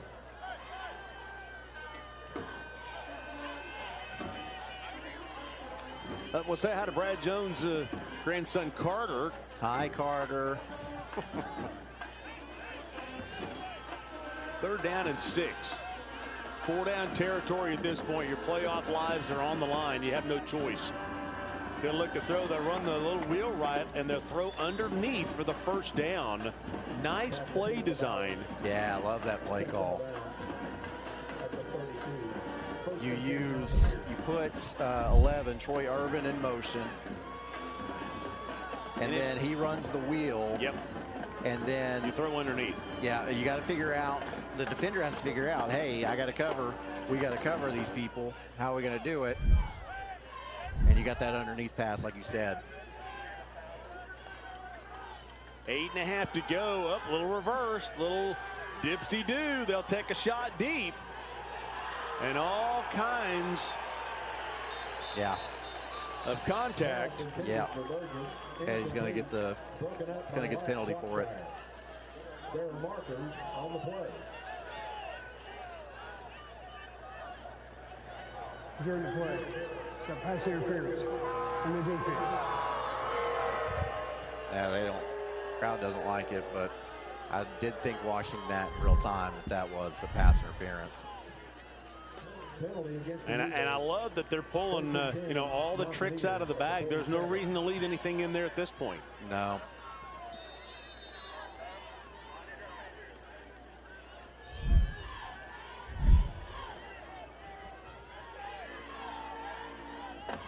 Five wide again. First down, all kinds of pressure, and we'll throw this. Oh, goodness, throws it away. Wow. Just throws the ball away. Memphis Wilson. How many times have we called his name? Comes up with the interception. Yeah, McNeil was looking, trying to find Burgess, and overthrows Burgess. But wait, did they call it incomplete? Oh, okay. 30 seconds later, we notice that they call it incomplete. Oh, my goodness. Just watch this replay. Good call. Good call. Yep, the ball hit the ground. Wow, okay.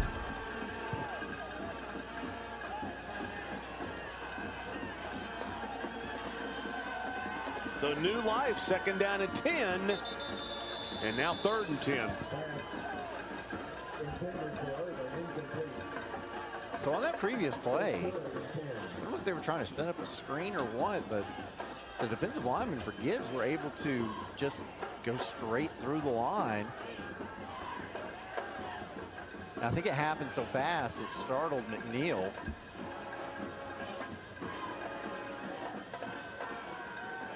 Boy, Joe Ossovet just realizes he's a cat with 9 lives, and he is down.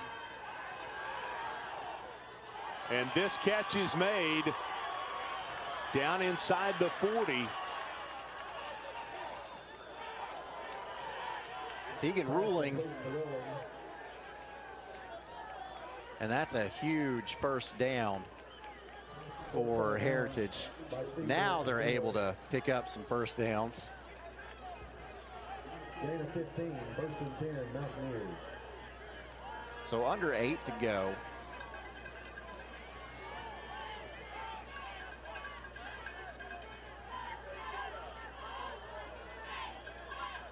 Heritage down 2 scores.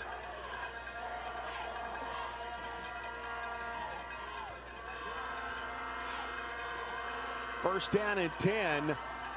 Looking to throw, and an incomplete pass. Pass intended for Wheeler, incomplete. It's 2nd and 10. So that does temporarily stop the clock.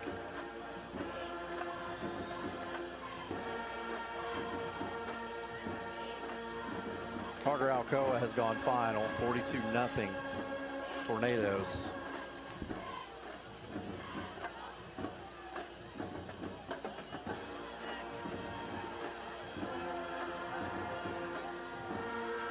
Second down and 10, 7:49 to go. Boy, receiver wide open, nice read. And close to first down yardage is Tegan Ruling. I think he's got it.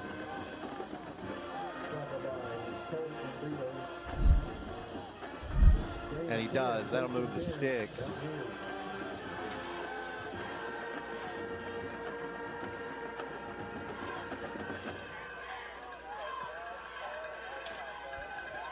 First down and 10 inside the 30. Heritage trying to make it a 1-possession game, looking to throw off his back foot. Nice job by the receiver to shield off the defender for the touchdown. And a flag comes in late. Flag at the 11-yard line as Ruling goes 38 yards for the score, but let's check the flag. And if this is against Heritage, Ossovet could go crazy.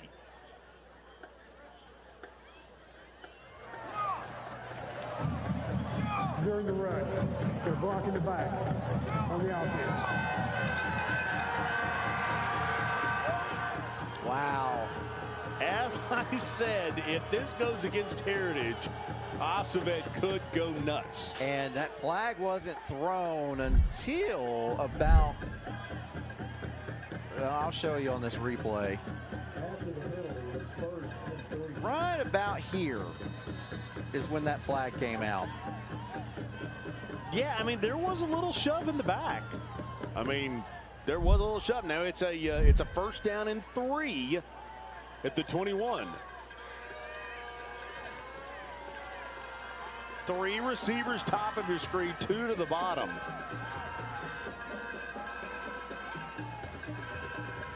If you were watching longest yard, they'd be chanting green machine, green machine. I mean, Heritage has got to make it happen.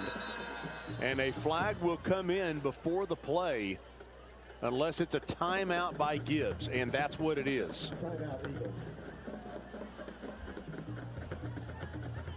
Yeah, and a nice timeout for Brad Turner at this point. Well, I know that this may be hard to believe for you, but you know Christmas is right around the corner? Is it? So here's what we did this week. Switch Lights came out to our house and got the Christmas lights put up. It's the greatest thing in the history of the planet, okay? Like 5 people come out, they do all the Christmas lights. You don't have to do anything. I don't have to yell and scream. I don't have to get upset out there. You know, I mean, somebody else does it all.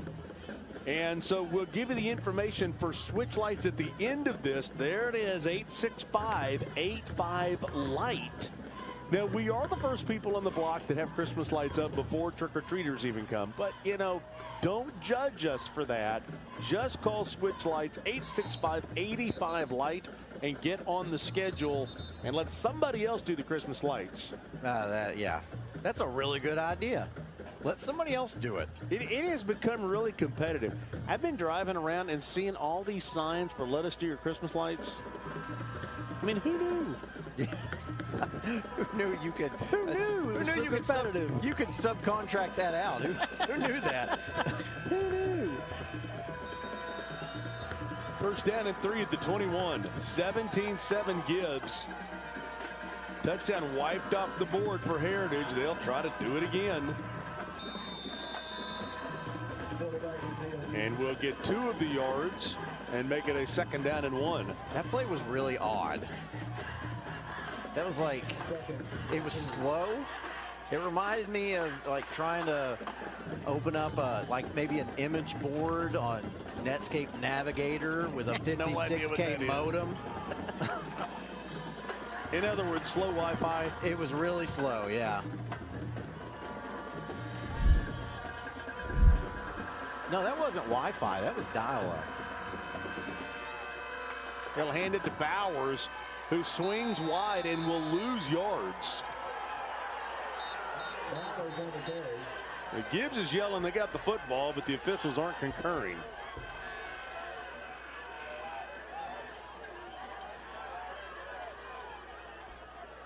Huh. Yeah, it's every single Gibbs player and coach on the sidelines jumping up and down. Big 3rd down here.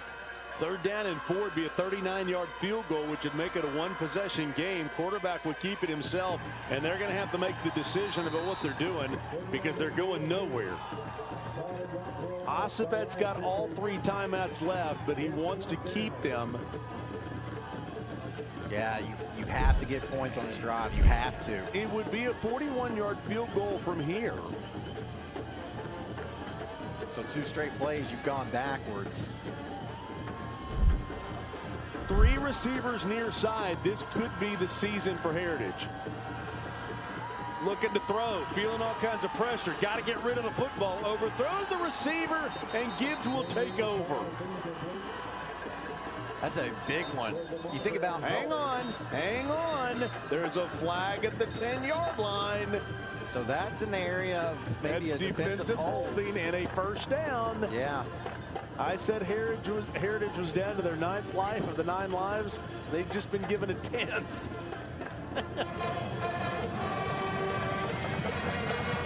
During the play, the defense. Wow. Oh my goodness! Every time you think that Heritage is done, they come back to life again. Just like that. So this has been an amazing drive. You had a turnover on downs called back from a penalty. You had a touchdown called back from a penalty.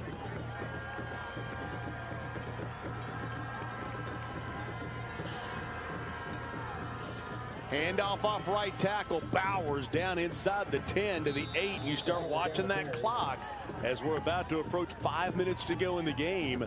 Mountaineers still holding on to all 3 timeouts. Yeah, just lined up in the Wildcat that time. They had success on that. That's how they scored on their last drive. I wonder if they'll do that again. Just say, hey, this is Bowers. Bowers' time to shine. 2nd down and 5. Bowers goes to the left, trying to bounce to the outside. He will, and they'll mark him down inside the 1. Wow, what a run by Bowers. Well, I thought for a second they were going to say touchdown, which is why I kind of had a weird inflection there. But Bowers is hurt. Well, he took a shot. Bowers was determined he was going to get in. Ooh. And yeah, there comes our guy, Chase Norman. And Norman and Bowers, maybe the 2 best players on the football field, go body to body inside the 1. Sophie said that he had an offer from Yale. That hit right there made me yell in excitement.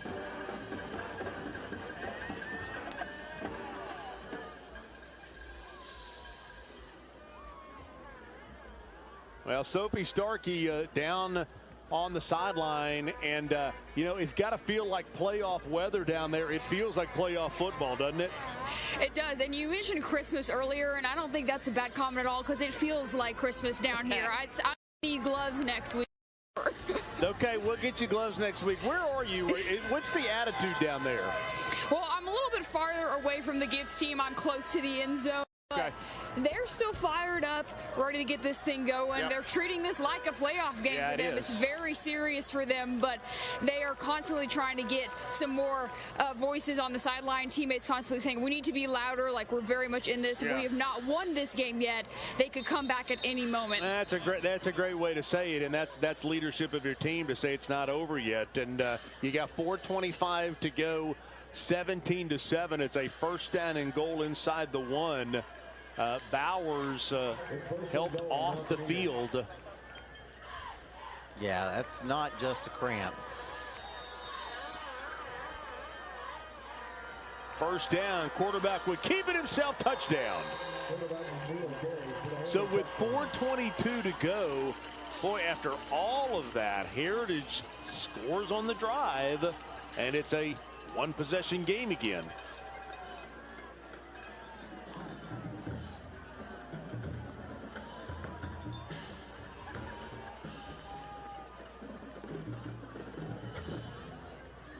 So Heritage is going to have to get a pretty quick stop. But they've got the 3 timeouts left. Yeah.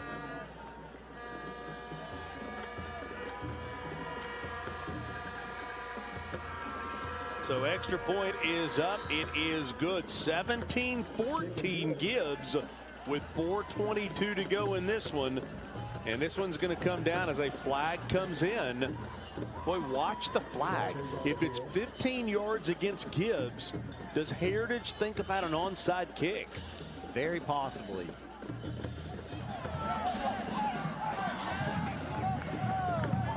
After the play, dead ball, personal foul, offense, dead ball, personal foul, defense is offset.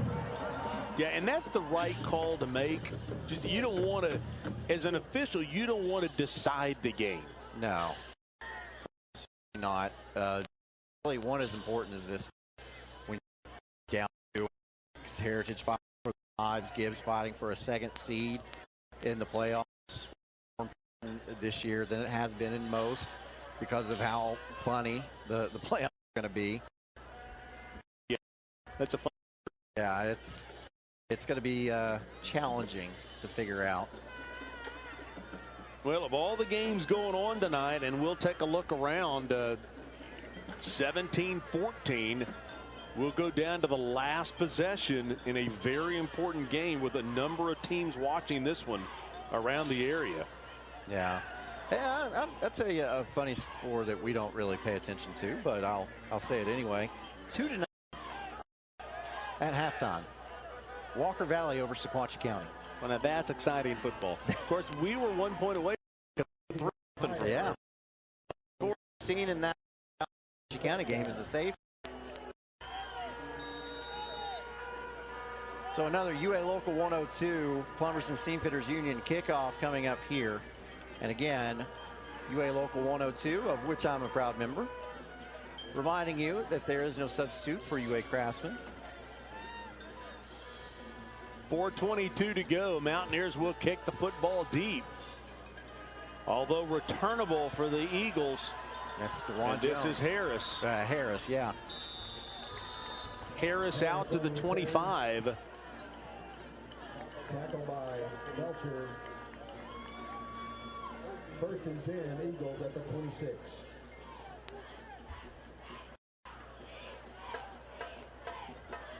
So again, just hate to bring this up, but the difference in the score is that 3 points that Gibbs got on the first possession after Heritage fumbled on the first play of the game.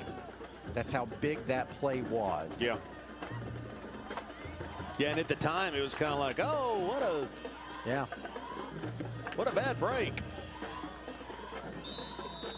So at Heritage, you're going to start thinking timeouts, and Osibet's going to go ahead and do it now. You're gambling if you go ahead and do it right now. That means right here on this drive, you got to get it. Well, at some point in time, you just get tired of watching the clock run. Yeah. So part of me that wishes maybe somebody would be thinking about that on Saturdays, about just not watching the clock run and keeping timeouts in his pocket. I hear you. It's a whole nother story for a whole nother day. Yeah. Yep. Joe Osibet says, I'm going to lengthen this game, and I'm going to start right now lengthening this game. Well, what you're doing is you're placing a bet on your defense.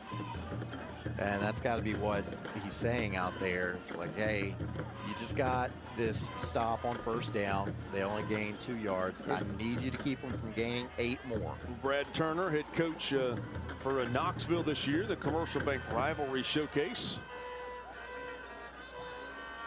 Coming up that second weekend of December. Joe Osibet, the offensive coordinator for East Tennessee. These two guys will be going head to head.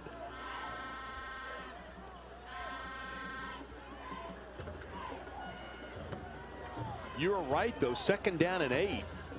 If you're Osibet, you're like, we got to do it now.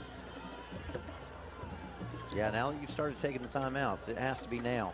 Well, Gibbs says, okay, we're going to go to the ground. Or we go to the air, pardon me. They get it out to Harris.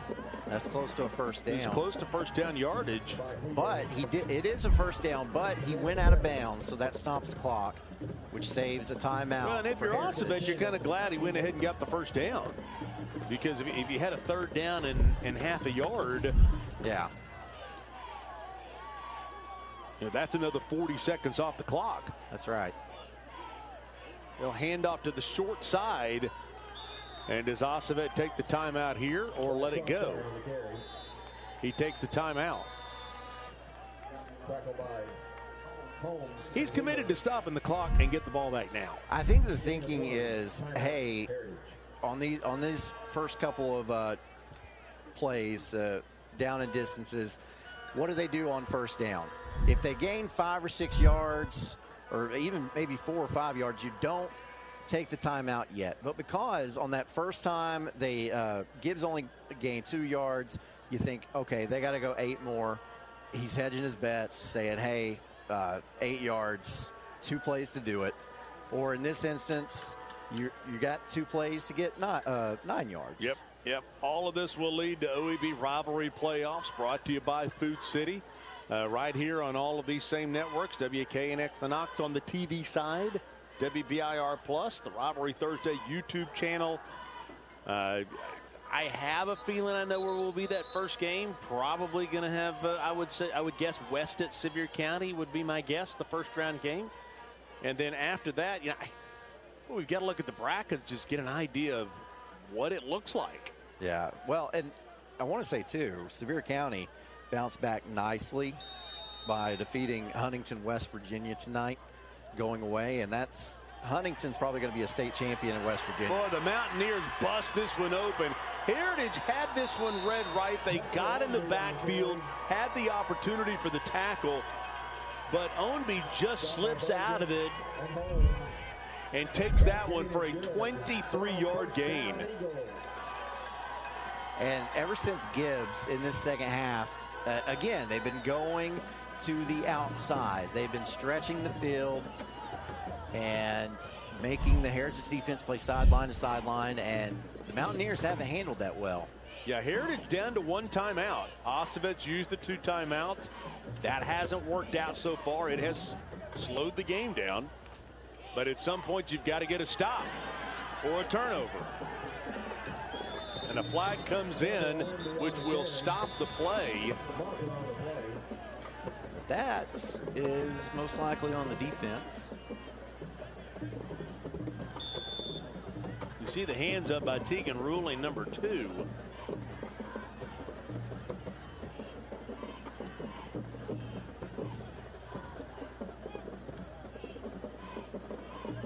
Get the call from Jay.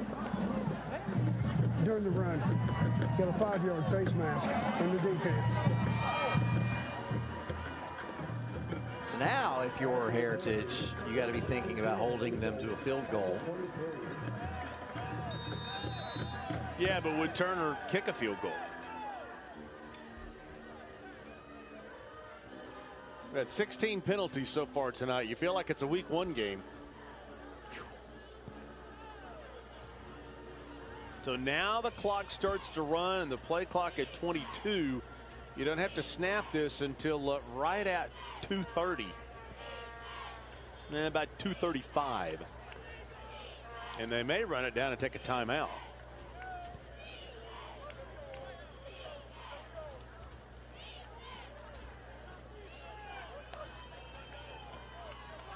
Nope.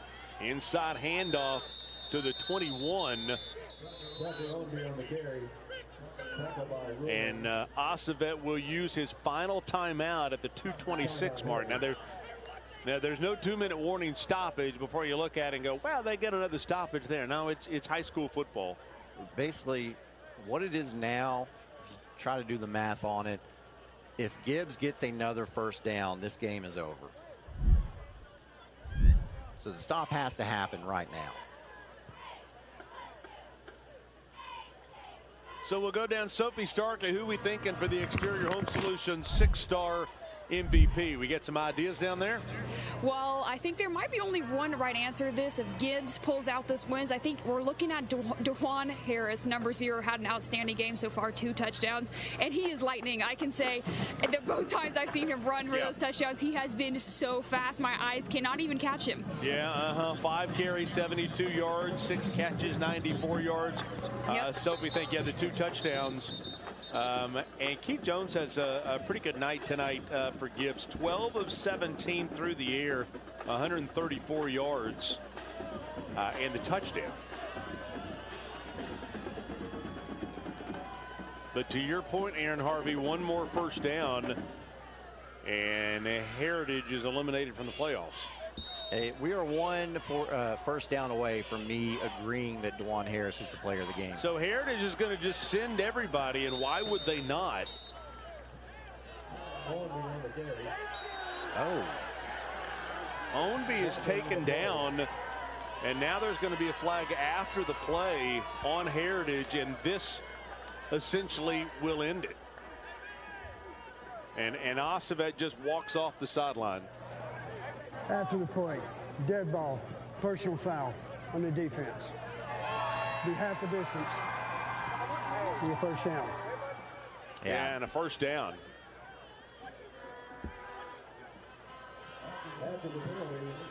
Oh, that is huge. You went from, it was going to be a 3rd and about, 6 or 7 to a 1st and goal. Yeah, Heritage is out of timeouts, and to your point now, if you're Gibbs, you got a first down and goal. There's no reason to do anything but just go victory formation. And that's what they'll do. So Gibbs will get a huge win tonight, and they will head over to Carter for a very important game next week for playoff positioning on the line. A Gibbs win next week in Strawberry Plains, and the Eagles are right back here for the first round of the playoffs.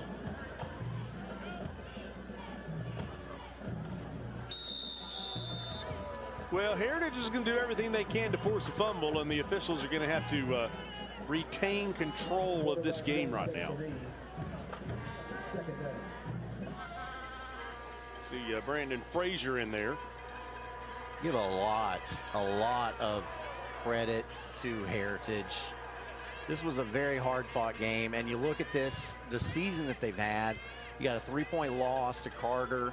You're looking right now at a 3-point loss against Gibbs.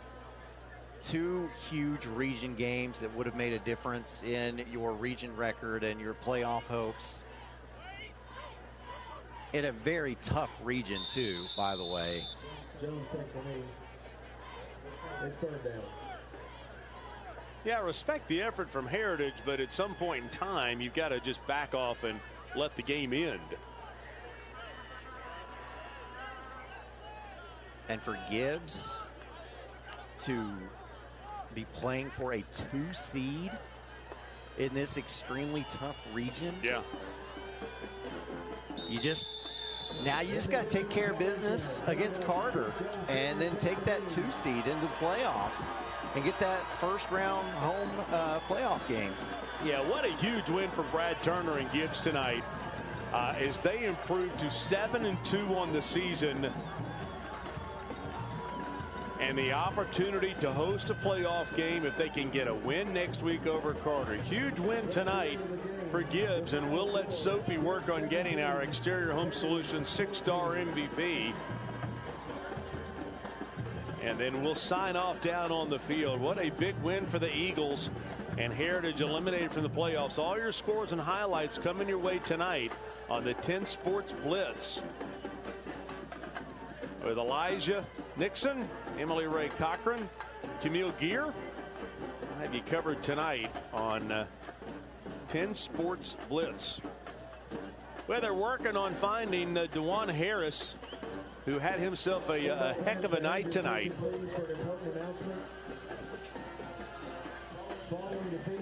And I see him making his way over to Sophie. We'll give her a minute to give him the Exterior Home Solutions 6-star MVP hat, give him the mini helmet. And now we'll toss down to Sophie Starker. Hey, Sophie, take it away.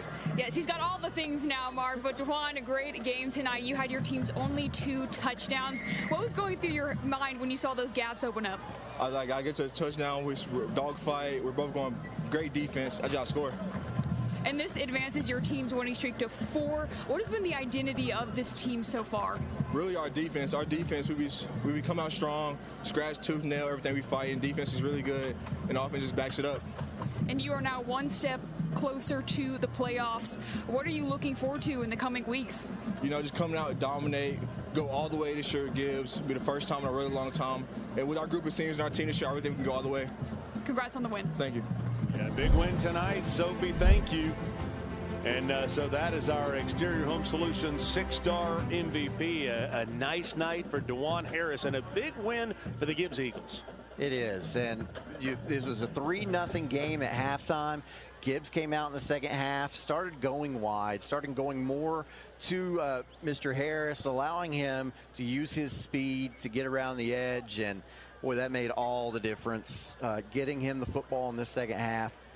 And what a great football game we had tonight. 100%. Well, we'll turn our attention to next week. Powell and West on Thursday. Alcoa and Anderson County on Friday. Final score tonight. It's the Gibbs Eagles that get the win, 17-14 on OEB Law Rivalry Friday, presented by Carson Newman. For everyone who's been a part of this one, I'm Mark Packer. Thanks for making us a part of your night. We will see you next Thursday night. Don't miss Beyond the Orange and Locker Room Sundays at 7 p.m. TV. On the ball, and you catch said on Beyond the Orange Tennessee Sports Network.